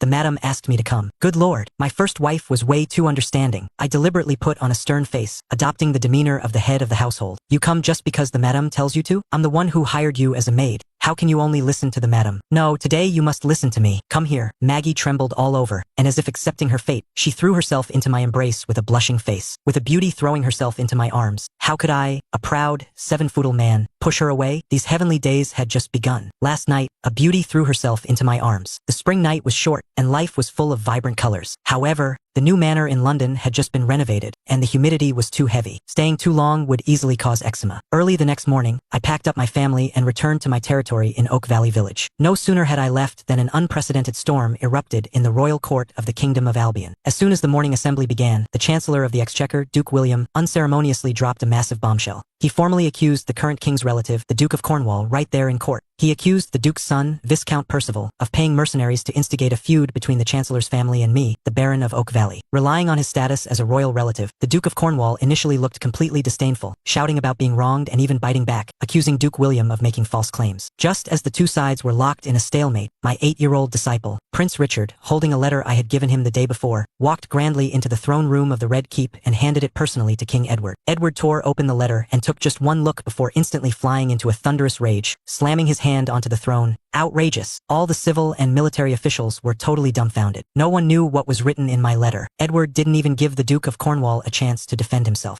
He immediately ordered the Chief Justice of the Royal Inquisition and the commander of the Royal Iron Guard to lead 500 fully armed iron guards to completely surround the royal asset vault and strictly audit the royal properties. In just half an hour, the Inquisition turned the place upside down. Over 40 deeds to royal estates managed by the Asset Vault in London, York, the Southern Shires, and elsewhere had all vanished into thin air. The Duke of Cornwall's son, Percival, was dragged into the Great Hall. He literally pissed himself on the spot, crying as he confessed that he had secretly sold royal real estate worth over 100,000 gold sovereigns and lost it all at an underground casino. This was the early years right after the kingdom's civil war had ended. The national treasury was empty. Even Queen Margaret had shortened the hem of her skirts to expose her insteps just to save money. Yet a member of the royal clan had dared to gamble away over 100,000 gold coins. Edward's wrath was like a thunderbolt. He issued a decree on the spot. Percival was to be exiled to the Cursed Archipelago, a place filled with plagues and ferocious beasts, and banned from ever returning to London. Immediately after, Edward turned and glared fixedly at the Duke of Cornwall, coldly announcing, "The Duke of Cornwall has committed gross dereliction of duty. You are stripped of your role managing the asset vault, stripped of your titles, dismissed from office, and ordered to roll back to your hometown to retire." The entire throne room fell dead silent. The Duke of Cornwall slumped to the floor, his eyes splitting with rage. In his wildest dreams, he never thought that I, a blind man wearing a black silk silk blindfold, not only didn't fall for his borrowing a knife to kill scheme, but had backhanded him with a single letter, effortlessly stripping a royal relative and dignified duke of his title and office. This is my method. Rather than play political mind games with you, I'd rather sever the root with a single slice and end the trouble forever. The dismissed Duke of Cornwall couldn't swallow this insult. After sending off his exiled son, he rode his carriage straight to my Oak Valley village. When he saw that the originally dilapidated Oak Valley village had, in just a few short months, been built into a bustling market town rivaling London's Grand Bazaar, complete with neat rows of red brick, slate-roofed houses and expansive workshop, she was utterly shocked. With a gloomy face, he walked into my courtyard and said through gritted teeth, "Arthur, your methods are ruthless. A single letter caused me to lose my office and title, and sent my son to be exiled in the archipelago. We had no grievances or enmity. Why did you have to be so absolute?" Sitting in my chair, I sneered, "No grievances or enmity. From the moment you found out the king gifted this territory to me, you father and son had already marked me as a man who must be killed. Since we were bound to be sworn enemies locked in a death struggle sooner or later, why should I be soft-hearted toward you?" The Duke of Cornwall was rendered speechless. He could only force a fake smile and drop a harsh threat. "Fine. Since you are heartless, don't blame me for being unjust. My family will play this game with you to the bitter end." He flicked his sleeves and left, running to the abdicated old King Harry to complain and beg for mercy. But old Harry had long seen the situation clearly. He knew Edward was desperate for talent, and he knew my value far exceeded that of a fallen noble. Old Harry explicitly warned him, "Arthur is a sage the king desperately wants to utilize, and he is also an old friend of mine. If you insist on having your way, you will bear the consequences." The Duke of Cornwall completely despaired and could only leave in hatred. No sooner had he left than the kingdom's chief scholar, Alastair, brought his son Albert to my manor in a carriage. This old man was here to bow his head and clear his name. Because he had eliminated me at the poetry gathering yesterday for being blind, his group of rigid scholars had been cursed by the city's commoners until their reputation was in tatters. To salvage his dignity, he specifically came today to apologize at my door and to fulfill his promise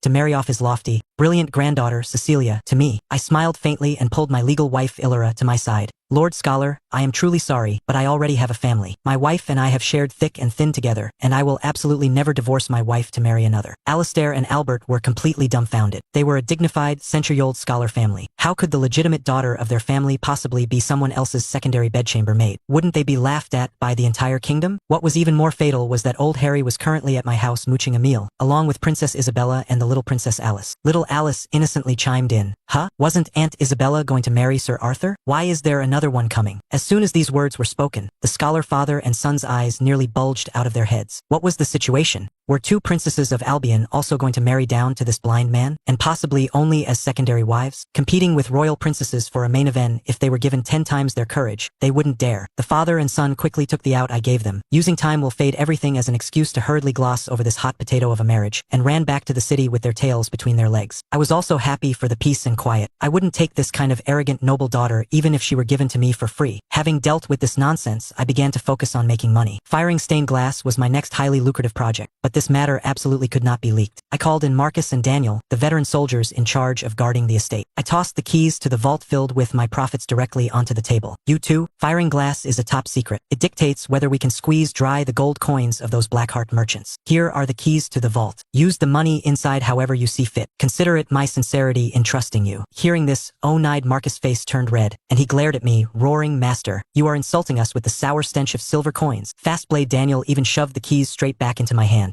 "Master, we've lived half our lives. Do you think we follow you for this little bit of money? You are testing us." I laughed out loud. These two old military hounds were indeed reliable. I decisively took the keys back. "All right, since you two are straightforward, I will raise your wages to 50 silver coins a month. Furthermore, a daily extra supply of 1 pound of aged, high-proof distilled liquor." Upon hearing there was strong liquor to drink, the eyes of these two old drunks shone brightly. They rubbed their hands together in excitement, acting as if they'd been injected with chicken blood. With these two dead set on helping me fire the kills, mass-producing glass was only a matter of time. The next day, as usual, I gave the 8-year-old Prince Richard his lessons in the courtyard. Having just learned division, he excitedly asked me, "Sir, you previously said you wanted all the commoners in the kingdom to have books to read, for everyone to be literate. How exactly can that be achieved?" Through the holographic radar senses of my mind's eye, I had long noticed several uninvited guests outside the courtyard wall. Besides the familiar old Harry and his guards, it was actually the current King Edward and Queen Margaret. They were visiting in disguise and were hiding at the base of the wall, eavesdropping. Pretending not to know, I casually replied, "The reason books are scarce in the kingdom today is that all parchment scrolls or books must be copied by hand or carved onto full wooden blocks. If one word is carved wrong, the whole block is ruined. If you want to popularize books, you couldn't finish printing them all in decades. Furthermore, knowledge is entirely monopolized by those 7 ancient bloodline families. How could commoner children possibly afford to read? Outside the wall, Edward and Old Harry looked grim upon hearing this. This was the exact mountain pressing down on the royal authority. Richard asked in distress, "Then what brilliant plan does Sir have?" I smiled slightly and directly dropped a dimensional strike nuclear weapon that was centuries ahead of this era. Very simple. The movable type printing press. Carve all the letters and word roots into individual metal type pieces using lead or hardwood. When you want to print a book, you find the corresponding type pieces and arrange them on an iron plate. Once you finish printing this book, you disassemble the type pieces and use them to print the next one. As long as you prepare a few sets of lead type libraries, all the books in the world can be printed in massive quantities in mere days. Boom! These words were like thunder striking the flat ground. In the courtyard, Richard's jaw dropped in shock. Outside the wall, Edward looked as if he'd been struck by lightning. He was so excited the veins on his forehead popped, his eyes staring fixedly at the courtyard gate, his breathing ragged. Queen Margaret was even paler with shock. Breaking the monopoly of the noble families and winning the hearts of all the commoners in the realm, this grand ambition of a 1,000-year sage king had been completely solved by a blind man with just a few casual sentences. Before they could recover their wits, I took out a piece of parchment. "Little Richard, making paper and printing books are merely tools. If you want people to learn to read quickly, I will teach you an enlightenment artifact 100 times faster than the Latin long scrolls the church teaches phonics. Come, read after your tutor." This sounds like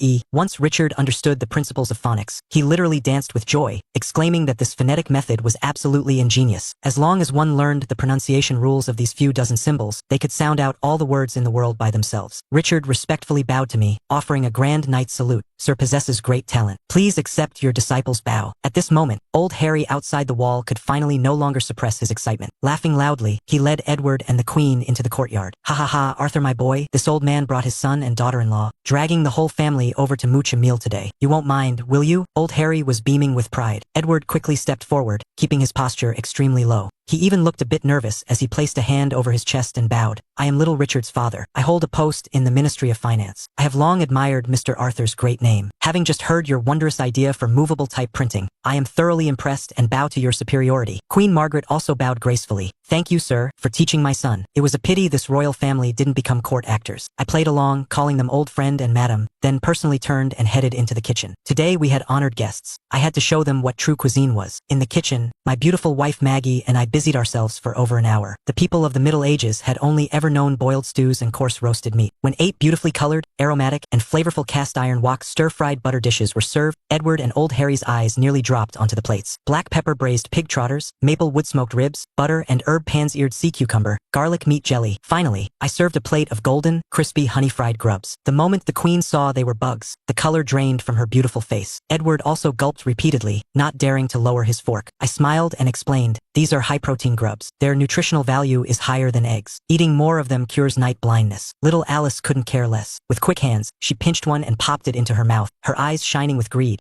"Mother, this is so delicious. This little girl, when the winter famine hits next year, she will definitely be a perfect little salesperson." Besides the food, I directly brought out a jug of 50-degree high-proof distilled liquor I had made last night. The moment the wax-sealed wooden stopper was pulled out, an incredibly pungent and rich aroma of alcohol instantly filled the entire courtyard. Old Harry sniffed hard, his saliva almost drooling out. "Fragrant, too fragrant. This old man has drunk countless wines, but never have I smelled such mellow and fragrant good liquor. What is the name of this wine?" "Oak Valley Dew." I casually plagiarized the tone of Western epics, putting on the guise of a prophetic scholar and reciting, "The endless spring rain washes the soul of the traveler. On this bleak and desolate road, where can one find a cup of warm, strong spirit?" The shepherd boy smiles, pointing far away to the fragrant Oak Valley. Edward tapped the table in praise. "Good poem, good wine. I toast to you, sir." This iron-fisted king was also a tough guy. He picked up his tall wooden goblet and downed more than half a cup of the 50-degree, high-purity distilled spirit in one gulp. The next second, Edward's face turned purplish red. Cough, cough, cough, cough. The strong liquor going down his throat was like a fire burning all the way to his stomach. He clutched his chest and coughed for the time it takes to drink half a cup of tea, tears streaming down his face. Wiping his tears, he exclaimed, "How can such strong liquor exist in this world? One gulp nearly took half my life. Good wine, the nectar of the gods." Everyone else learned their lesson and began to sip it slowly. After a few rounds of drinks, Edward finally couldn't suppress his anxieties about ruling the country.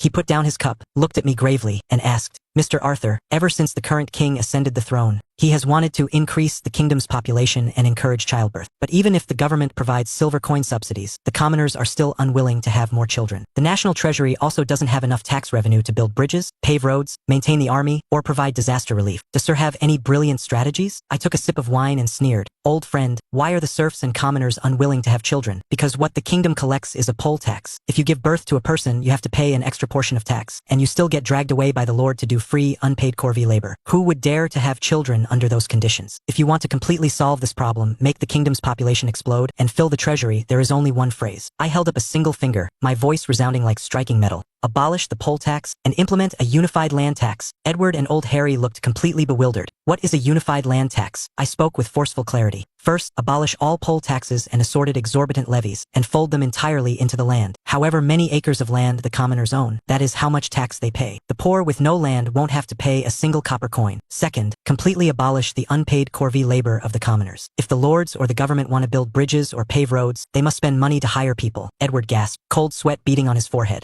Sir, if we abolish the poll tax and corvée labor, what if the treasury doesn't have enough money? I asked back with a face full of disdain. Who told you that to collect taxes, you can only stare at those few miserable, suffering farmers? The kingdom is literally guarding a mountain of gold, yet it insists on believing in valuing agriculture while suppressing commerce and despising merchants. Farming can only feed a country. Artisans can strengthen a country, but commerce is what truly makes a country rich. As long as you encourage commerce, open up trading ports, and heavily tax merchants, the commercial tax from a single major port alone will rival the agricultural tax of the entire nation. When that time comes, gold coins will flow endlessly into the treasury, and Albion will surely have all nations coming to pay tribute. These economic and taxation concepts, advanced by over 1,000 years, struck Edward's forehead like divine lightning from the highest heavens. He abruptly stood up, completely discarding his disguised facade. Toward me, a blind man wearing an eye patch, he respectfully and with utmost reverence bowed deeply. Sir possesses peerless talent. Please, sir, teach me. I took a sip of wine, pursed my lips, and said, I strongly disagree with the kingdom's old-class division of nobles, knights, serfs, and lowly merchants. Agriculture feeds the country, industry strengthens it, commerce enriches it. What can that bunch of noble bureaucrats do for the kingdom? The so-called noble bureaucrats are nothing but freeloaders. Officials don't need to be numerous. Competence should come first. One capable executive officer is worth dozens, even hundreds, of useless winesack lords. Court scholars are even worse to mention. Most of them are just empty talkers who only know how to discuss theories on paper and recite Latin. They have never been able to enrich the country, let alone feed or strengthen it. Of course, I'm not disparaging all scholars. There are plenty of individuals with true talent and practical ability among them. Let's talk about commerce first. The kingdom is clearly sitting on the gold and silver mountain of the merchant industry, yet it stubbornly labels merchants as lowly. How massive is the wealth of trade? By adding a commercial tax in one region, it could almost rival the tax revenue of the entire kingdom. Encouraging trade also allows for maritime commerce with multiple nations. Once the economic system forms and commercial taxes are levied, the state will have an endless stream of gold coins filling the treasury. This is the first principle of enriching the nation. Edward actually had a vague sense of these things, but he had never dared to implement them so drastically. I continued, merchants might be considered unrefined, but the benefits of trade must absolutely not be ignored. The people feed the state, the merchants enrich it. I don't need to elaborate on this. Since you work in the Ministry of Finance, you know this better than I do. Industry strengthens the country. By artisans, I don't just mean simple blacksmiths. Industry covers every sector. Building bridges, paving roads, town construction, basic tools, military equipment, not a single one of these can be separated from the artisan guilds. Just as I was getting into the flow, someone walked into the courtyard. It was the blacksmith apprentice, Bruce. Bruce carried in the heavy deep-tilling plow I had ordered him to forge. Edward and his family gathered around to look at it for a long time, their faces full of confusion. Tapping my cane, I walked over and struck the iron plow with it. The crisp, metallic cling made Edward gasp on the spot. He yelled in absolute shock. Good iron, good steel. The sound is crisp, with almost no impurities. My wife Illyra proudly said from the side. My husband improved the forging blast furnace to hammer out the impurities from ordinary steel. Edward was so excited he could barely speak, stuttering as he asked if I knew the art of forging steel. I didn't bother hiding it, telling him it was the Damascus folded steel forging method,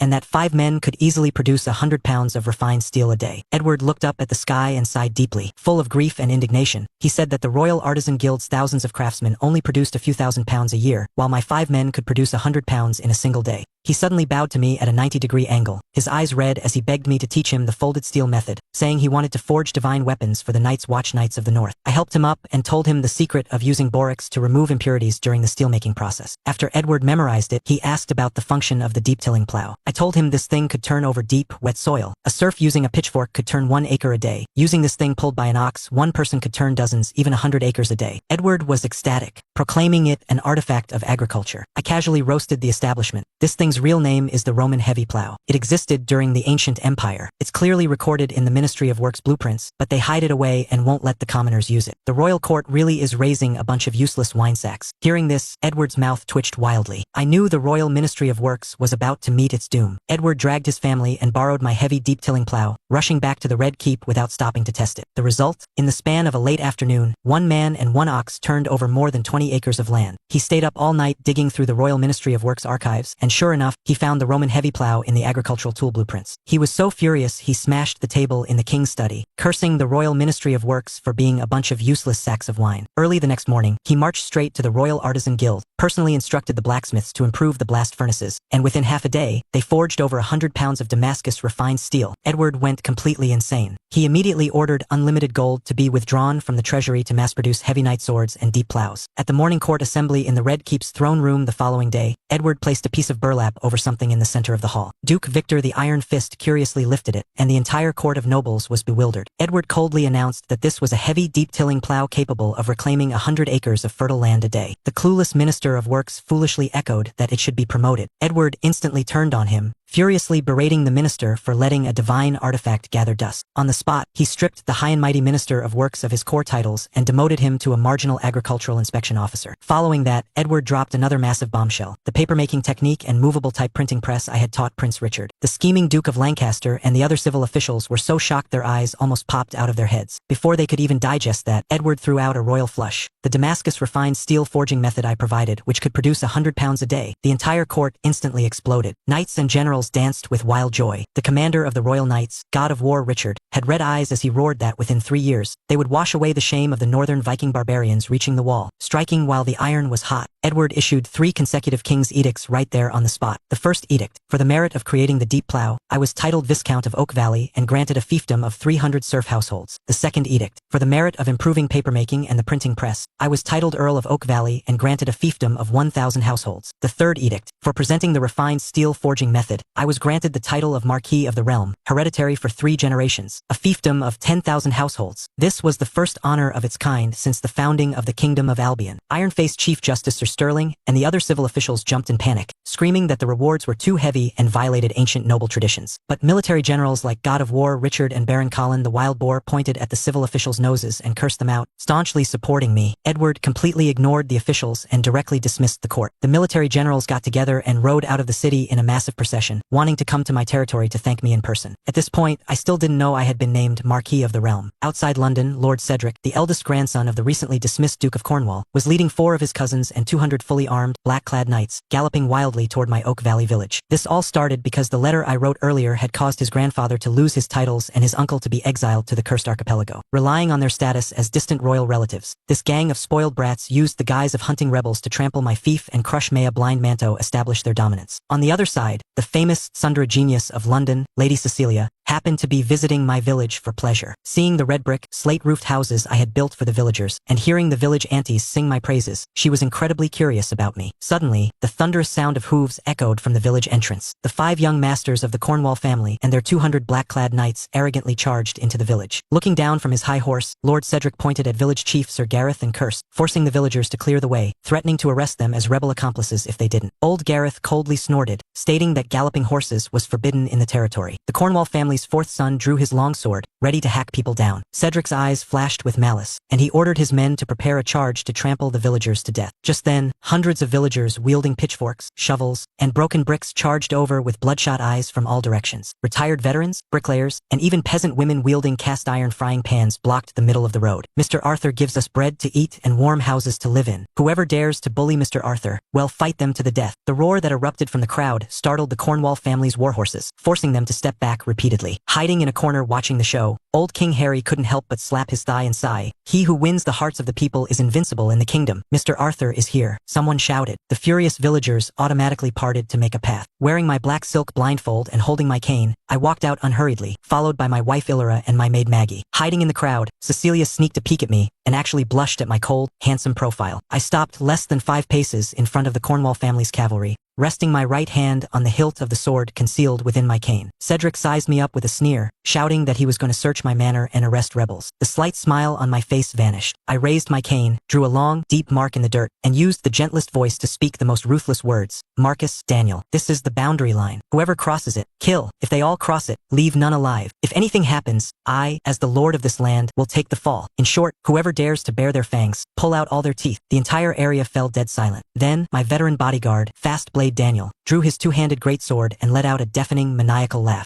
He used to be the royal personal guard to Old King Harry. His hands had been drenched in an ocean of heretic blood. He rested the greatsword on his shoulder, took a large stride behind the boundary line, and pointed at the Cornwall family's black-clad knights, cursing. Come, come, come. If you have the balls, step over. Your grandpa Daniel hasn't opened his killing tab in years. Today, he'll use you little bastards for sword practice. Provoked, Cedric's face twitched, and he spurred his horse to cross the line. The very instant the horse's head crossed the boundary, Daniel took a step forward. With a swing of his sword, swing, an iron-armored horse's head hit the ground with a thud. Blood sprayed over 10 meters away. The headless horse collapsed with a crash, nearly crushing Cedric to death. The young masters of the Cornwall family were both shocked and furious. Daniel sneered, "Your horse's head crossed the line." Cedric went completely insane. Roaring, he ordered a charge, placing a bounty of 1,000 gold sovereigns on Daniel's life. The 200 black-clad knights were just about to make their move. At this hair-trigger moment, when blood was about to flow like rivers, a sharp horn blast and a loud shout suddenly rang out from behind the cavalry. The king's edict has arrived. Everyone was stunned. Cedric quickly had someone drag the headless warhorse away and led his knights to dismount and clear the path. A royal herald walked up to me and read loudly, conferring upon the Baron of Oak Valley, Arthur, for the merit of creating the deep plough, promoted to Viscount of Oak Valley, rewarded with 1,000 gold coins, and granted a fief of 300 households. I calmly accepted the parchment scroll stamped with the wax seal. Cedric mocked me from the side. "No wonder you have nothing to fear, so you rendered a meritorious service. Do you think that just because you're a mere Viscount I wouldn't dare touch you? All knights, prepare to charge. The king's edict has arrived again." Before he could even draw his sword, another shout rang out. A second herald ran up and unrolled a parchment. For the merit of papermaking and inventing the movable type printing press, promoted to Earl of Oak Valley, rewarded with 5,000 gold coins, and granted a fief of 1,000 households. Cedric's eye twitched violently. Gritting his teeth, he said, "What alchemy craftsman's parlor tricks? You're just a newly minted earl. My Cornwall family still doesn't take you seriously. The Supreme King's edict has arrived." A third voice sounded, exactly like a death knell. The entire village was dumbfounded. Even old King Harry in the corner wondered what the hell Edward was playing at. Cedric and his cousins were so terrified they backed up to the side of the road. The herald unrolled a gold-fringed parchment. For presenting the Damascus refined steel forging method, strengthening the kingdom's military might, promoted to Marquis of the Realm, hereditary for 3 generations, and granted a fief of 10,000 households. The air completely froze. A Marquis of 10,000 households. The first person to achieve this since the founding of Albion. The black-clad knights Cedric brought trembled all over. The faces of the family's young masters looked worse than if they had eaten dead flies. One of them almost cried, "Cousin, this is a hereditary Marquis of 10,000 households. Even my dad isn't dead yet, so I haven't inherited a title. Let's run." Cedric's face spasmed, feeling unprecedented humiliation. Caught between a rock and a hard place, he gritted his teeth and dropped a harsh threat. "Dead blind man, you win this round. Just wait and see." He turned around, wanting to slip away with his men. The moment he turned, he bumped straight into 5 towering, armored giants striding over. The leader, sporting a black eye, was Prince Henry of Gloucester. Beside him were the kingdom's god of war, Commander Richard, Duke Victor the Iron Fist, Baron Colin the Wild Boar, and Earl Galahad the Lionheart. Half the military might of the Kingdom of Albion had all fucking shown up. Cedric was scared out of his wits and quickly pulled his cousins to hide behind the horses' rumps. Duke Victor had a violent temper. Seeing that the situation looked off, he grabbed a black-clad knight and slammed him into the mud to interrogate him. The knight's courage had long been shattered. He stuttered out everything, saying the Cornwall young masters came to butcher the blind man to establish dominance. Hearing this, Victor's eyes almost popped out of their sockets. A dignified, distant royal relative, doing this kind of lowly shit. Go fuck your mother. He swung his massive arm, throwing the knight away like a broken sack. The man's head smashed directly into a red brick wall, bursting open on the spot dead as a doornail. Cedric watched with red eyes, but didn't even dare to let out a fart. The enraged Victor still hadn't vented enough. He strode over to the youngest, Master Roland, grabbed him by his velvet collar and roared, You've got quite the expensive clothes on, boy. Which little bastard of the Cornwall family are you? Little Roland was already timid by nature. Where had he ever seen a living king of hell like this, full of scars and radiating murderous intent? His face went deathly pale. With two gurgling sounds from his throat, he actually vomited a mouthful of green bile. His eyes rolled back, his neck snapped to the side. He literally died of fright. Dead silence fell over the scene. Victor was so shocked he took 2 huge steps back, quickly letting go to clear his name. The God of Light is my witness. I didn't even use force. Everyone saw it. He had a disease and scared himself to death. It has nothing to do with me. Holding his cousin's corpse, Cedric was filled with grief and indignation. He roared that this was going too far and that he was going into the Red Keep to ask the king for justice. Baron Colin mocked him from the side. You brought 200 knights to someone else's territory to show off your might, and now you have the nerve to ask his majesty for justice? Was your knightly honor eaten by dogs? This group of spoiled brats from the Cornwall family could only tuck their tails between their legs, carry the corpse, and scramble out of Oak Valley Village. A crisis thus ended in such a dramatic fashion. With the crisis resolved and the onlookers dispersed, the villagers surrounded me. They insisted on shoving baskets of eggs, freshly caught live fish, and wild vegetables into my arms. Unable to refuse, I had no choice but to accept them, returning to the manor reeking of fish. As soon as I entered the courtyard, my wife Illyra hugged me excitedly, her face full of admiration. She said that our family was now a marquee of 10,000 households, and we would collect so much rent come the autumn harvest. I patted her head and smiled, telling her that aside from the wealthy households, the grain rent for all the poor serfs would be completely waived. Upon hearing this, not only was Illyra not angry, but she felt even more that I had a kind heart. A short while later, Old Tom the gatekeeper led the God of War Richard, Baron Colin, and this group of military heavyweights into the Grand Hall. Even though I was blind, I could see right through these old foxes' minds. They were here specifically to thank me for presenting the Damascus refined steel. After exchanging pleasantries, Duke Victor the Iron Fist patted his chest and guaranteed that if the Cornwall family dared to cause trouble again, he would settle it for me. He was an expert at fighting injustices. But I didn't want to owe favors, so I smiled and politely declined. Seeing that it was almost noon, I asked the kitchen to prepare a meal and kept these generals representing half of Albion's military might for a casual lunch. Just as everyone was chatting, the gatekeeper announced that Charlie, the chief steward of the palace from the Red Keep, had rushed over with several royal physicians. It turned out that Edward had heard about my eye affliction and specifically sent people to cure my eyes. To be honest, Edward's gesture moved me a bit. I took off my blindfold. The physicians took turns examining me, but in the end, they all shook their heads helplessly. Chief Physician Bernard sighed and said that the divine essence in my eyes was dead. Because I was blinded by intense light, there was nothing they could do. Steward Charlie anxiously slapped his thigh, his face full of worry. Just as I smiled and said I was already used to it, Bernard's eyes suddenly lit up. He said there was one person left in London who could cure it, the wandering grandmaster of alchemy and medicine, Paracelsus. Hearing this, Charlie immediately led his men back to the Red Keep to find King Edward, intending to use the power of the royal family to locate this grandmaster. As soon as they left, my wife Illyra couldn't hold back anymore. She rushed forward, threw herself into my arms, and wept tears of joy. She choked out that as long as this grandmaster could be found to cure my eyes, she was willing to kowtow every step of the way from the manor gates all the way to the Grand Cathedral of Light. Hearing her words warmed my heart. To have such a wife, what more could a husband ask for? After sending off the royal physicians Edward sent to examine my eyes, the food in the courtyard was just about ready. Albion's God of War Richard, Wild Boar Colin, Iron Fist Victor, and this group of important kingdom ministers were all waiting eagerly in my courtyard for the meal to start. I first had the maid bring out 6 deep wooden bowls, larger than a person's face and steaming hot. Prince Henry of Gloucester leaned over to look, and his face instantly darkened. In such massive bowls, there was only a small nest of pasta. He sneered, asking in a passive-aggressive tone if I thought they were useless gluttons, serving them clear soup and watery scraps to brush them off, calling it an absolute disgrace to knights. I didn't get angry. I smiled and explained that people in Albion weren't accustomed to eating a hearty breakfast, and drinking strong liquor on an empty stomach was bad for them, so this was just an appetizer. Before my words fully faded, my little maid Maggie walked out holding a scorching hot cast-iron pan of oil. Boiling butter mixed with hot oil was poured directly over the minced garlic and herbs on top of the pasta. With a loud sizzle, a pungent, overwhelmingly rich aroma instantly exploded in the courtyard. As soon as the 6 bowls of hot oil garlic pasta were pushed in front of them, the eyes of these dukes and lords woe had only ever seen palace stews went completely straight. Baron Colin grabbed his fork, mixed it wildly, picked up the wooden bowl, and slurped a massive mouthful. In less than 20 seconds, the bowl bigger than his face was licked completely clean. Colin closed his eyes and exclaimed that compared to this garlic pasta, what he used to eat in his territory was mere pig slop. Duke Victor slammed his bowl onto the oak table, shouting at the top of his lungs for more. I bluntly told him it was gone, leaving them scratching their heads with cravings. With the appetizers over, the real main courses were served. These Middle Ages folks had only ever eaten messy stews and coarse roasted meat. Where had they ever seen exquisitely prepared dishes stir-fried over high high heat in a cast iron wok. As soon as the dry stir-fried dishes without thick soups were served, these men swung their forks so fast they practically smoked. Right at this moment, I brought out a freshly brewed oak barrel of Oak Valley Dew. The moment the cork was popped, the rich aroma of a 50-degree water of life distilled spirit shot straight to their brains. Victor literally bounded out of his chair, his eyes glowing green. Earl Galahad the Lionheart carefully took a sip,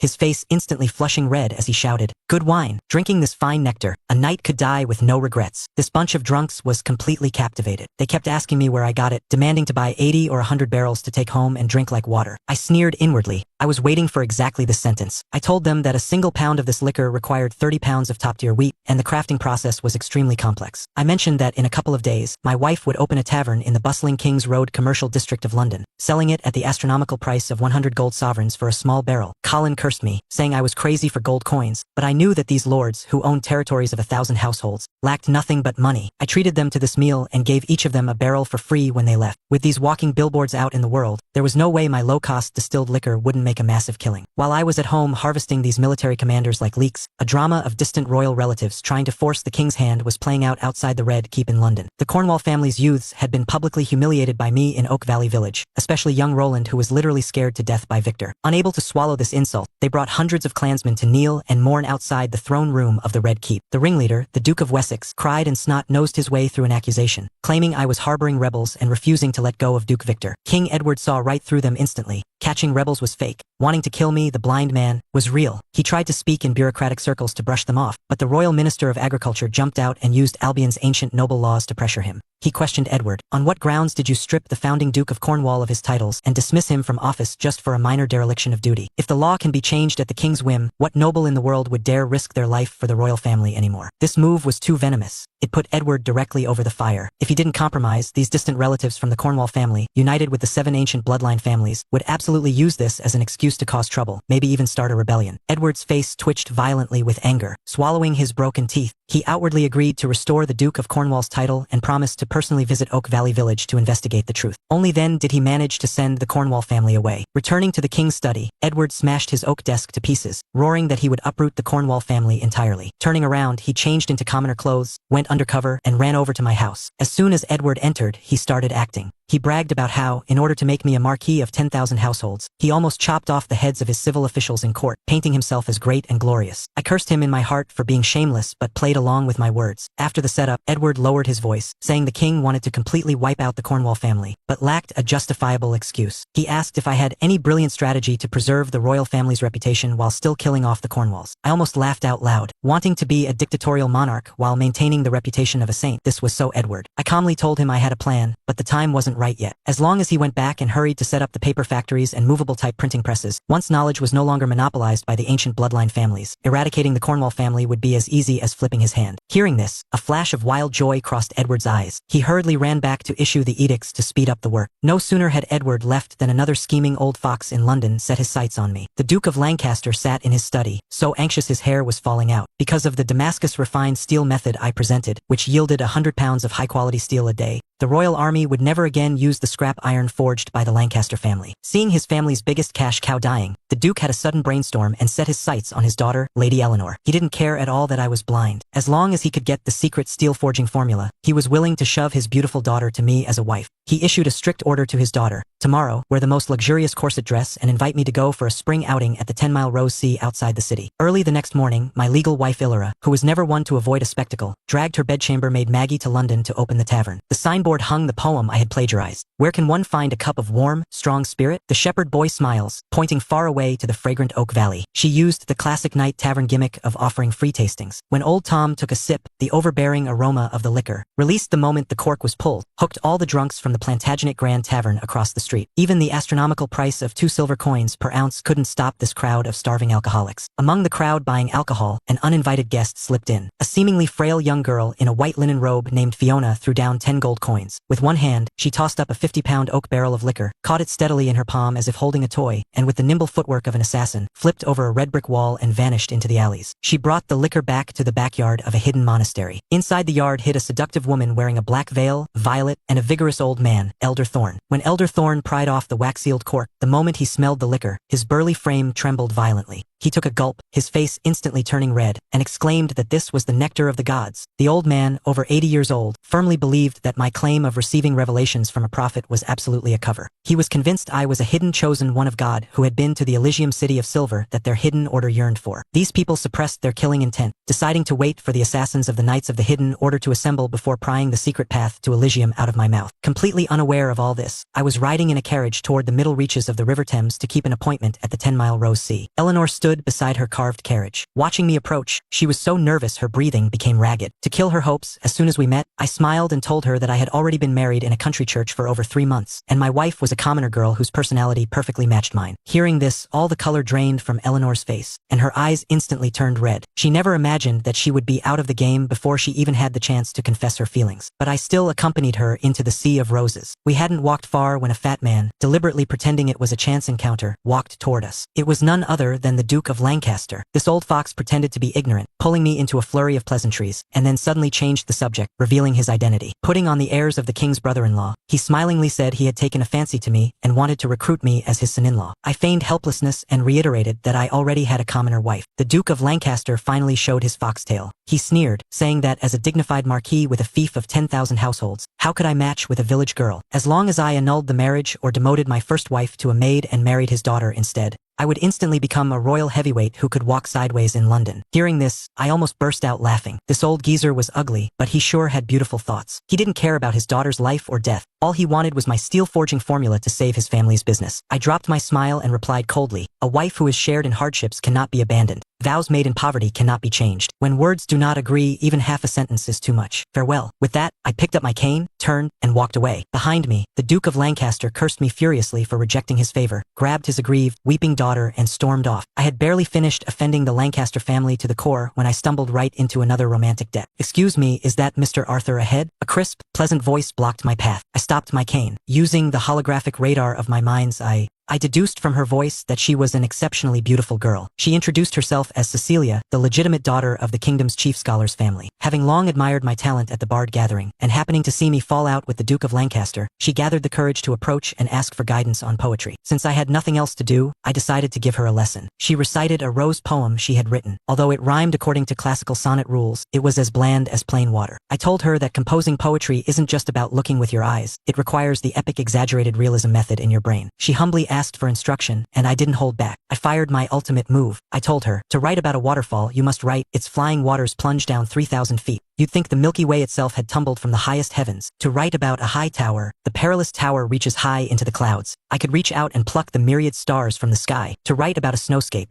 1,000 mountains, and no bird in flight. 10,000 paths and all human tracks erased. To write about the roses right here, it must be. The red rose grows in the southern lands. When the spring breeze blows, how many branches does it sprout anew? When these eternal masterpieces smashed down on her, Cecilia was completely stunned. Her eyes widened, her small mouth slightly open. The look she gave me went straight from admiration to that of a fanatical believer. Before leaving, blushing, she summoned her courage to invite me to go boating on the King's Swan Lake in a few days. I casually tossed back a "if I have time, I'll go," turned, and boarded my carriage. The moment the carriage started moving, I struck another deep pose. Adapting a poem by a great Tang Dynasty scholar from my past life, I recited the Song of the Rose Monastery. Others laugh at me for being too mad. I laugh at them for being too blind to see. Without the desolate tombs of ancient kings in sight, with no flowers or wine, I can only forge my long sword into a farmer's hoe. I left Cecilia standing exactly where she was, completely overwhelmed by this crushing dimensional strike of poetry. Half an hour later, Cecilia rushed back to the study of the grand scholar's family. Looking at her father, Scholar Albert, who was engrossed in compiling Latin textbooks, her eyes were more determined than ever. She dropped a sentence that nearly made Albert's jaw fall off. "Father, I want to marry Mr. Arthur. Even if I have to be his secondary bedchamber maid, I am willing. I will marry no one but him." Albert was completely dumbfounded. Just a few days ago, he had been turned away at my door. How did his daughter go out for a spring outing today and come back declaring she would marry no one but me? But before he could ask for details, an even thornier issue crashed down on him. The York family, the most orthodox of the 7 ancient bloodline families, was currently sitting in their living room. The elder of the York family had brought Julian, a genius bard famous in the north, to formally propose to Cecilia. Moreover, her grandfather grandfather Alistair was already entertaining them in the parlor. Hearing this, Cecilia's face turned pale. Terrified her grandfather might agree to this marriage, she dragged her father and rushed frantically to the living room. In the living room, the grandfather and grandson of the York family were drinking black tea, looking full of confidence. That young man named Julian looked decent enough, but his eyes revealed an intolerable, arrogant pride. When he saw Cecilia enter, his eyes went straight, and he couldn't wait to show off. Cecilia wasn't going to humor him. In front of everyone, she bluntly told her grandfather Alistair that she had already decided to marry me, the blind prophet. The York family's faces fell instantly. Julian was humiliated into anger. He jumped out and mocked me, saying I had only won the laurel crown at a small bard gathering, and was just a frog at the bottom of a well. How could I compare to him, the first of the 7 sages of the North, who had made his name in the northern scholar circles? To show off, he smugly brought out a poem he had written, the serf selling wheat, acting as if the whole world should kneel and kiss his boots. Cecilia looked at this jumping clown, her eyes holding nothing but contempt. With a cold sneer, she unleashed full firepower. Do you know what it truly means to hold the world in your heart? Have you ever heard, under the scorching sun, swinging the hoe, the serf's sweat drips onto the parched earth? Julian froze. Cecilia pressed on relentlessly. Have you ever heard, the sharp edge of a knight's sword is forged from grinding,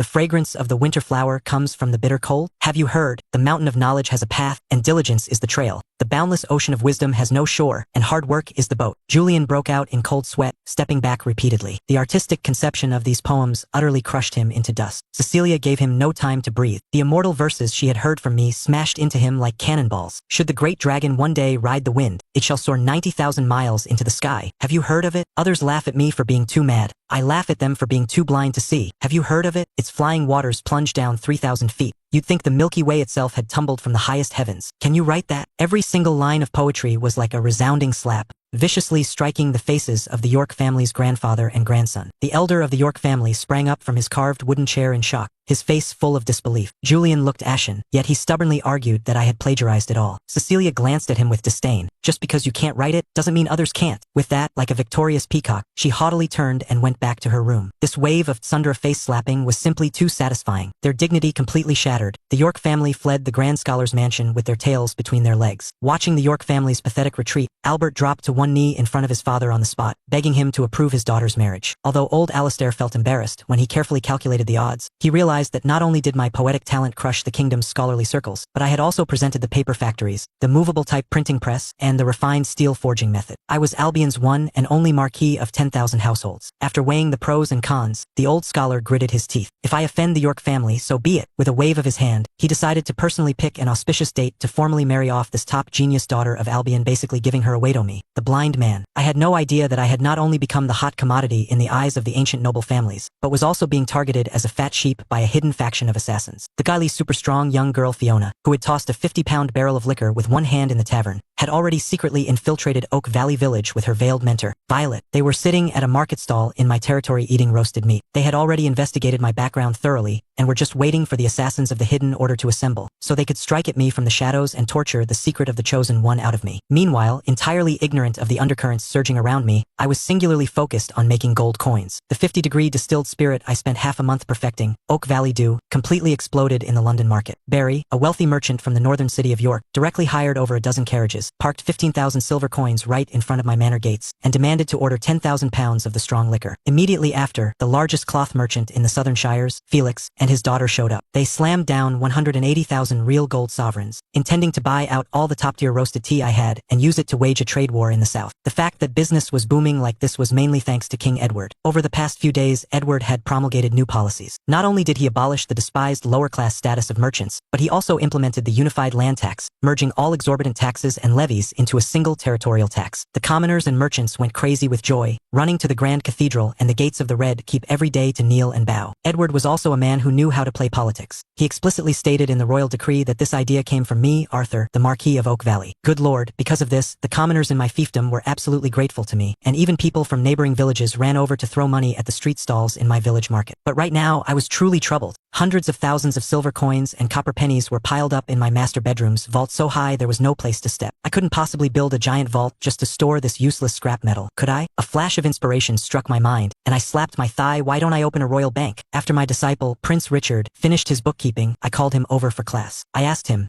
Little Richard, do you think it's convenient for merchants to drag dozens of carts of silver coins all over the place every time they do business? Richard shook his head and said of course it wasn't. I smiled and laid out the entire concept of a bank. As long as we set up a branch in London and another in the Southern Shires, merchants could deposit money here, receive a forgery-proof parchment promissory note, and go over there to directly withdraw the equivalent amount in silver. And in the middle, we would only take a 0.5% commission. Richard was an absolutely brilliant math genius. The moment he heard this, his eyes turned green. How terrifying was the daily trade volume of Albion. Taking 500 coins for every 10,000, this was absolutely an endless money printing machine. To prevent forgery, I taught him Arabic numerals and the Splitintwo double wax seal anti-counterfeiting concept. I told him to hurry to the Red Keep, find his dad Edward, and our master-disciple duo would partner up to open this bank. As soon as Richard ran into the Red Keep and reported the bank concept exactly to Edward, Edward's jaw nearly hit the floor. He slapped his thigh wildly, exclaiming that this was a great deed that benefited both the nation and the people. On the spot, he finalized the decision to give the exclusive privilege of opening the bank entirely to Richard, who was not even 9 years old yet. This made the Duke of Lancaster, who was observing the court at the time, drool with envy. Ever since my Damascus refined steel appeared, his family's scrap iron business had died. Edward only gave him a half-dead royal weaving bureau to keep him on life support. Now, hearing about the Bonka godifying business of immense profit with zero risk, Duke of Lancaster's eyes went red with jealousy. He slapped his thigh in regret. Falling out with me at the 10-mile Rose Sea meant he was completely blind. To get a piece of the pie, this old fox went back and immediately changed his face. He called his daughter Eleanor to the study, waved his hand and said, "Daughter, your father won't stop you anymore. Keep going after that blind man. Even if it's to be his secondary bedchamber maid, do it." He wasn't heartbroken for his daughter at all. He was clearly lusting after the mountains of gold and silver in my hands. At this time, I was leisurely sitting in my manor's vegetable garden, loosening the soil. The potatoes, corn, and peanuts I planted 2 months ago had all sprouted. What excited me the most were the over 100 chili pepper seedlings, which were already hanging with finger-thick, red and green peppers. Just as I was calculating how to make chili sauce in a few days, old King Harry strode into the courtyard with a swagger. First, his worldview was shattered by the waist-thigh corn, and then he locked his eyes on my bright red peppers. "Arthur, my boy, this red fruit is so bright. It must be a rare delicacy, right?" Old Harry asked, swallowing his saliva. I casually teased him. "It's called a chili pepper. It's absolutely an earthly delicacy." Hearing this, old Harry thought it was some sweet fruit. Taking advantage of my distraction, he turned his back, sneakily picked a fully red chili pepper, and took a huge bite with a loud crunch. The next second, the show began. I saw the old king's face swell into the color of pig liver at a visible speed, the veins on his neck bulging out. He smashed the half-eaten chili into the dirt, inhaling sharply with a hiss-sha sound. Trembling all over, he pointed at me.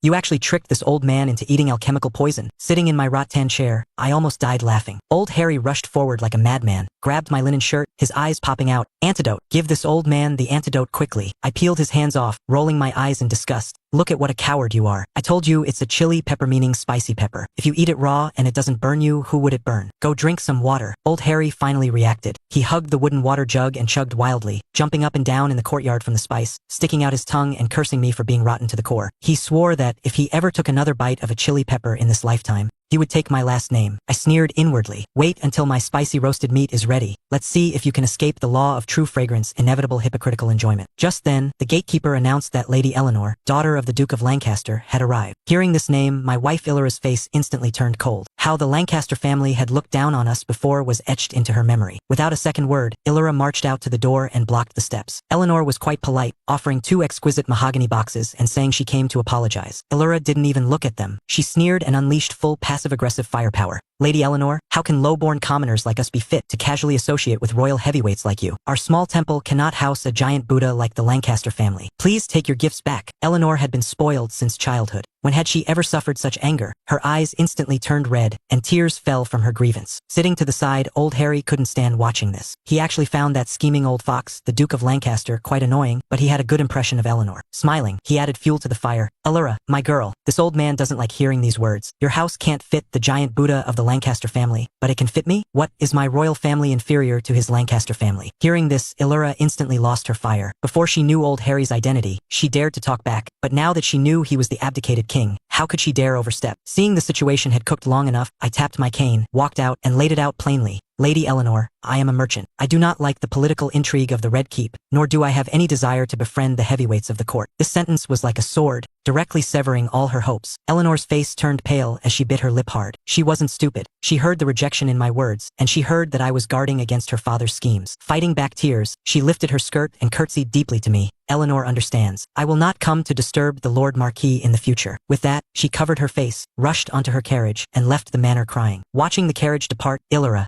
acting like a child who had done something wrong, tightly gripped my sleeve. With red eyes, she apologized to me, afraid that being too petty had made me angry. I rubbed her head and said softly, "What woman in the world is willing to share her man with someone else? The fact that you guard your food so fiercely just proves my status in your heart." Hearing this, Illyra smiled through her tears. I thought my days would continue so peacefully, but I never expected that a bloody slaughter aimed at me had quietly descended. That evening, the sky was growing dark. Illyra and the maid Maggie had finished selling liquor in London. Carrying a cart full of 5,000 silver coins they had earned, they were escorted by Captain Marcus, the one-eyed, and 8 elite kingdom veterans on horseback, driving the carriage back to Oak Valley Village. As they reached a secluded forest next to the King's Road, Marcus, who was laughing and chatting on his warhorse, suddenly changed his expression. His hairs stood on end. He violently flipped off his horse and roared, "Enemy attack! Raise shields! Draw swords!" Before his words faded, the sharp shriek of a whoosh tore through the air. A heavy crossbow's refined steel bolt pierced straight through the neck of a veteran guard nearby. Boiling blood sprayed all over Marcus' face. The veteran desperately clutched his spurting throat, collapsed beside the carriage, twitched, and died. Marcus' eyes instantly went bloodshot. He roared, ordering a guard named Bob the Bear to break out and bring reinforcements, while he led the rest to defend the carriage to the death. Bob had just vaulted onto his horse when a black-clad assassin wielding a two-handed greatsword rushed out of the thicket and decapitated the warhorse in a single strike. Bob tumbled to the ground, got up and tried to run, but the black-clad man hurled his long sword like pinning a bug, piercing straight through Bob's back and nailing him firmly to the dirt. He died on the spot. Marcus' heart sank heavily. He drew his meter-long heavy knight's sword and charged at the young black-clad assassin like a mad tiger. Marcus struck with a devastating overhead cleave. The assassin raised his sword to forcefully block it. With a massive clang, sparks flew everywhere. The black-clad man's arms went numb from the shock, and he nearly dropped to his knees, a flash of terror passing through his eyes. But he quickly reacted, using the opportunity to kick Marcus back, roaring, "Work faster." Marcus looked back and shattered. Over a dozen highly trained black-clad killers had surrounded the carriage like phantoms. The remaining guards simply couldn't withstand the slaughter of these professional assassins from the Hidden Order. In just a few breaths, they were all hacked to death. Blood dyed the King's Road red. Marcus took a heavy strike to his back, a gash so deep the bone was visible. But without even turning his head, he roared and pounced on 2 assassins climbing onto the carriage, using all his might to cleave them in half at the waist. Inside the carriage, Illyra and Maggie were already terrified out of their wits. Seeing her brothers dying horribly outside, Illyra forced herself to lift the curtain, her voice trembling as she shouted at the assassins, "If it's money you want, there are 5,000 silver coins in the back cart. Take it all. Let our people go." The assassin leader sneered, "Forget the gold coins. Take this woman. Hack down this old dog." Illyra's heart shuddered violently. She finally realized these people weren't robbers at all. Their target was her. "Son of a bitch, they'll fight you to the death." Marcus went completely insane, utterly abandoning his defense and using a suicidal Mad Eamon sword technique to wildly hack at the assassin leader. The leader was forced back repeatedly by this death-defying, reckless style, unable to close in for the moment. But Marcus was old after all, and having suffered several fatal sword wounds, his stamina was draining frantically. He could only watch helplessly as a few black-clad men roughly dragged Illyra out of the carriage. "If this old man were 10 years younger, I would slaughter you like pigs and dogs." Marcus threw his head back and howled in tragic despair. He suffered 2 more fatal sword wounds to his body, blood gushing wildly. Seeing her old subordinate about to die in battle, Illyra screamed in despair, "Stop! Leave him alive, and I will go with you." The assassin leader sneered, waving his hand for his men to escort Illyra and quickly retreat into the dense forest. In this life-or-death moment, at the end of the official road, 2 figures in gray robes sewn old. One young stepped out beneath the moonlight. The old man had a head of silver hair and a vigorous spirit. It was none other than the world-wandering grandmaster of alchemy and medicine, Paracelsus. Looking at the corpses littering the ground, his brow furrowed deeply, and he gave a low shout, "Lyndon, save him." His disciple Lyndon drew his 2-handed crossword and swept into the battlefield like lightning, thrusting his sword right through the assassin leader's left shoulder. The leader turned pale with shock, knowing he was outmatched. Clutching his spurting shoulder, he leaped into the dense forest and fled. Holding on to his last breath, Marcus finally lost all strength and crashed to the ground. Paracelsus stepped forward, checked his pulse, and shook his head with a sigh, saying the injuries were too severe. He took out his treasured alchemical blood-replenishing potion to forcibly keep him alive by a breath. When Marcus woke up, he stubbornly refused treatment, begging Paracelsus to take them back to Oak Valley Village to report the news to me. 2 incense sticks of time later, Maggie drove a carriage covered in blood straight into my manor. She stumbled off the carriage, threw herself into my arms, her chest heaving violently, and broke down crying, "Lord Marquis, Illyra was taken. Marcus is dying. The brothers are all dead." The moment I heard those words, my brain buzzed with a boom, but I forcefully suppressed my rampaging killing intent. I grabbed Maggie by the shoulders and shouted sternly, "Stop crying. Tell me exactly what happened in detail." After hearing Maggie's tearful account, I took a deep breath of cold air, my eyes as cold as ice. "They took no money, only the person. Don't be afraid. Illyra will be fine. Their target is me." I immediately turned around and issued a death order. Old Tom the gatekeeper stayed behind to sound the village's warning gong. In just a moment, a 300-strong elite private militia comprised of retired veterans assembled in full armor, radiating murderous intent. I ordered them to conduct a carpet search along the King's Road. I want her alive or I want their corpses. Sitting off to the side, old Harry could no longer just listen. At the foot of the Red Keep, the wife of a marquis of 10,000 households of the Great Tang,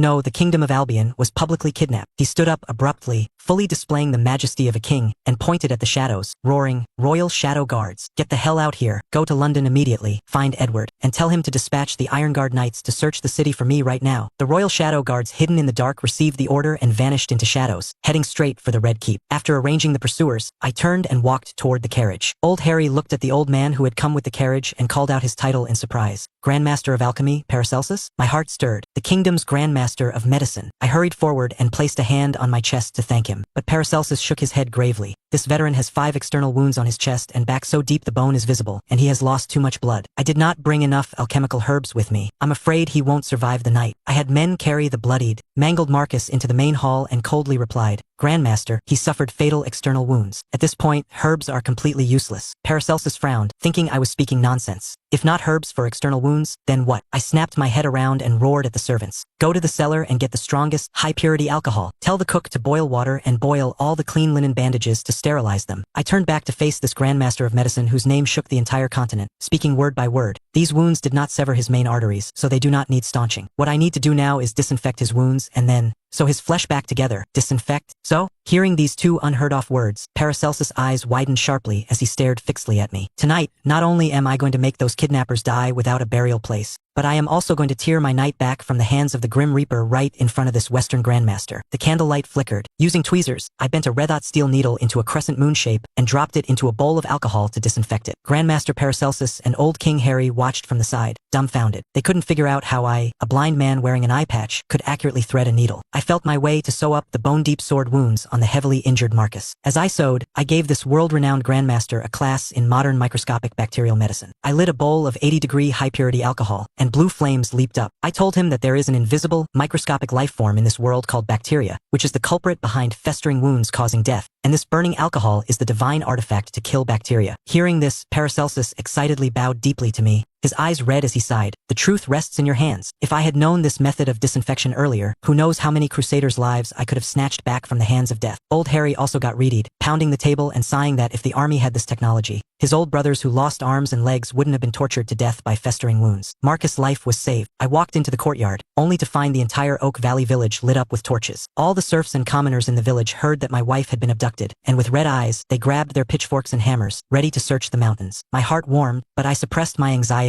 and persuaded them to go back. No sooner had the villagers left than the earth-shattering sound of horse hooves echoed from outside the village. I swept the area with my mind's eye and saw, to my surprise, that Edward had even put his golden lion armor on backward, his helmet crooked, as he led the god of war Richard, Iron Fist Victor, Wild Boar Colin, and this group that made up half the kingdom's military might, charging over with murderous intent. As soon as Edward jumped off his horse, he grabbed my arm tightly, his eyes red as he guaranteed, "Marquis Arthur, I have already ordered the vice commander of the Royal Knights to lead a heavily armored army of 50,000 to lock down all surrounding counties. Even if we have to dig 3 feet into the ground, I will bring the Marchioness back safe and sound." I inhaled a sharp breath of cold air and immediately yelled, "Stop! Your Majesty! Recall the army immediately! You absolutely cannot do this." Everyone was dumbfounded, thinking I didn't care whether my wife lived or died. I calmly analyzed the situation. There were several thousand silver coins in my wife's carriage. The kidnappers didn't take a single copper, only the person. This proves they aren't after money. Their target is me. If an army of 50,000 moves in, once they are driven into a corner and kill the hostage, my wife is doomed. Hearing this, Edward's face grew so dark water could practically drip from it. Gritting his teeth, he asked me if it was the Cornwall family's doing. I shook my head. That bunch of second-generation brats didn't have the guts or the clean, efficient methods for this. Edward was helpless and could only order the army to withdraw, but he forcibly left behind 4 high-level Royal Shadow Guards, giving them a death order that even if they died, they had to block swords for me with their corpses. After Edward and his men left, I sat alone in the courtyard, my hand tightly gripping the sword hilt of my concealed cane. In the dead silence of the night, I spoke coldly. "The 2 of you on the roof and the 2 behind the wall, you can go back." With a few thumps, the 4 peerless royal assassins jumped out of the shadows, looking at me like I was a monster. They couldn't figure out how the stealth of elite inner palace experts could be seen through by a blind man. I didn't bother wasting words with them and laid my cards on the table. I am waiting for the people who kidnapped my wife. Hide in the house and don't alert the snake in the grass. Sure enough, at 1 a.m., a slender figure wearing a white linen robe sprinted across the roof beams as if flying. The intruder was a curvy female thief, the very same super-strong girl who bought liquor earlier, Fiona of the Hidden Order. Holding a teacup of black tea, I said coldly, Since you're here, why hide? Fiona flipped lightly onto the ground and sized me up with a smile. Worthy of being the prophet favored by the gods, you have good ears. You want to save your wife? Simple. You come with me. A life for a life. The royal shadow guards in the house panicked. Throwing knives instantly flew from their hands, and the four of them surrounded me like they were facing a great enemy. I coldly ordered them back. I'll go with her. If my wife dies, all of you will be buried with her. Maggie, tell His Majesty tomorrow that no one is allowed to punish these guards. Having delivered my final instructions, I walked willingly toward Fiona. This wild girl didn't say a word. She grabbed the back of my belt, hoisted me up, and flipped right over the wall. She sprinted through the night at an astonishing speed. Being carried like this was uncomfortable, so I grumbled in annoyance. Running like this, don't your feet stink horribly? Fiona's body stiffened abruptly. Humiliated and angry, she yelled at me to shut up, but her speed noticeably slowed down. Carrying me, she plunged deep into the Dragonbone Black Forest. After crossing several mountain ridges, in a pitch-black, secluded valley, I finally met the main force of these Hidden Order kidnappers. Over a dozen killers wielding heavy swords, a sinister Elder Thorn, and Violet, who wore a black veil. My poor wife Illyra was tied up tightly and thrown in a pile of hay, a rag stuffed in her mouth. I forcefully suppressed the killing intent raging inside me and pretended to have the panic appropriate for a blind man. Reaching out into the empty air, I fumbled around. Wife, where are you? I deliberately lunged forward and grabbed a handful of the veiled Violet's full cleavage. Violet shuddered as if electrocuted, cursing me in shame and anger for being a dead blind man. I quickly feigned an apology. Illyra took the opportunity to break free of her ropes, threw herself into my arms, and cried, telling me to run. I patted her back, turned to Elder Thorn and said, let my wife go and I will stay. Furthermore, you must have a woman escort her back. Although Elder Thorn was impatient, seeing my unyielding attitude, he had no choice but to agree. Violet volunteered and carried my wife away into the night. As long as my wife got home safely, today, not a single one of these people would leave alive. Following that, Elder Thorn ordered his disciple Tima to carry me, and the group sprinted continuously through the Black Forest overnight. When we rested at dawn, Elder Thorn finally revealed his foxtail. He leaned in close to me, his eyes shining as he asked, Prophet Arthur, since you are the chosen one of God, you definitely know where the path to Elysium is, right? When I heard this, I almost laughed out loud. These country bumpkins actually believed this. I immediately activated my acting skills and sighed heavily. Go to the Divine Realm? It's too difficult. You must go to the frozen wastelands of the extreme north to dig 10,000 Sandy-year-old ice to make a bowl, and then, on a winter's night, summit the absolute peak at the top of the world. Angels will receive you there.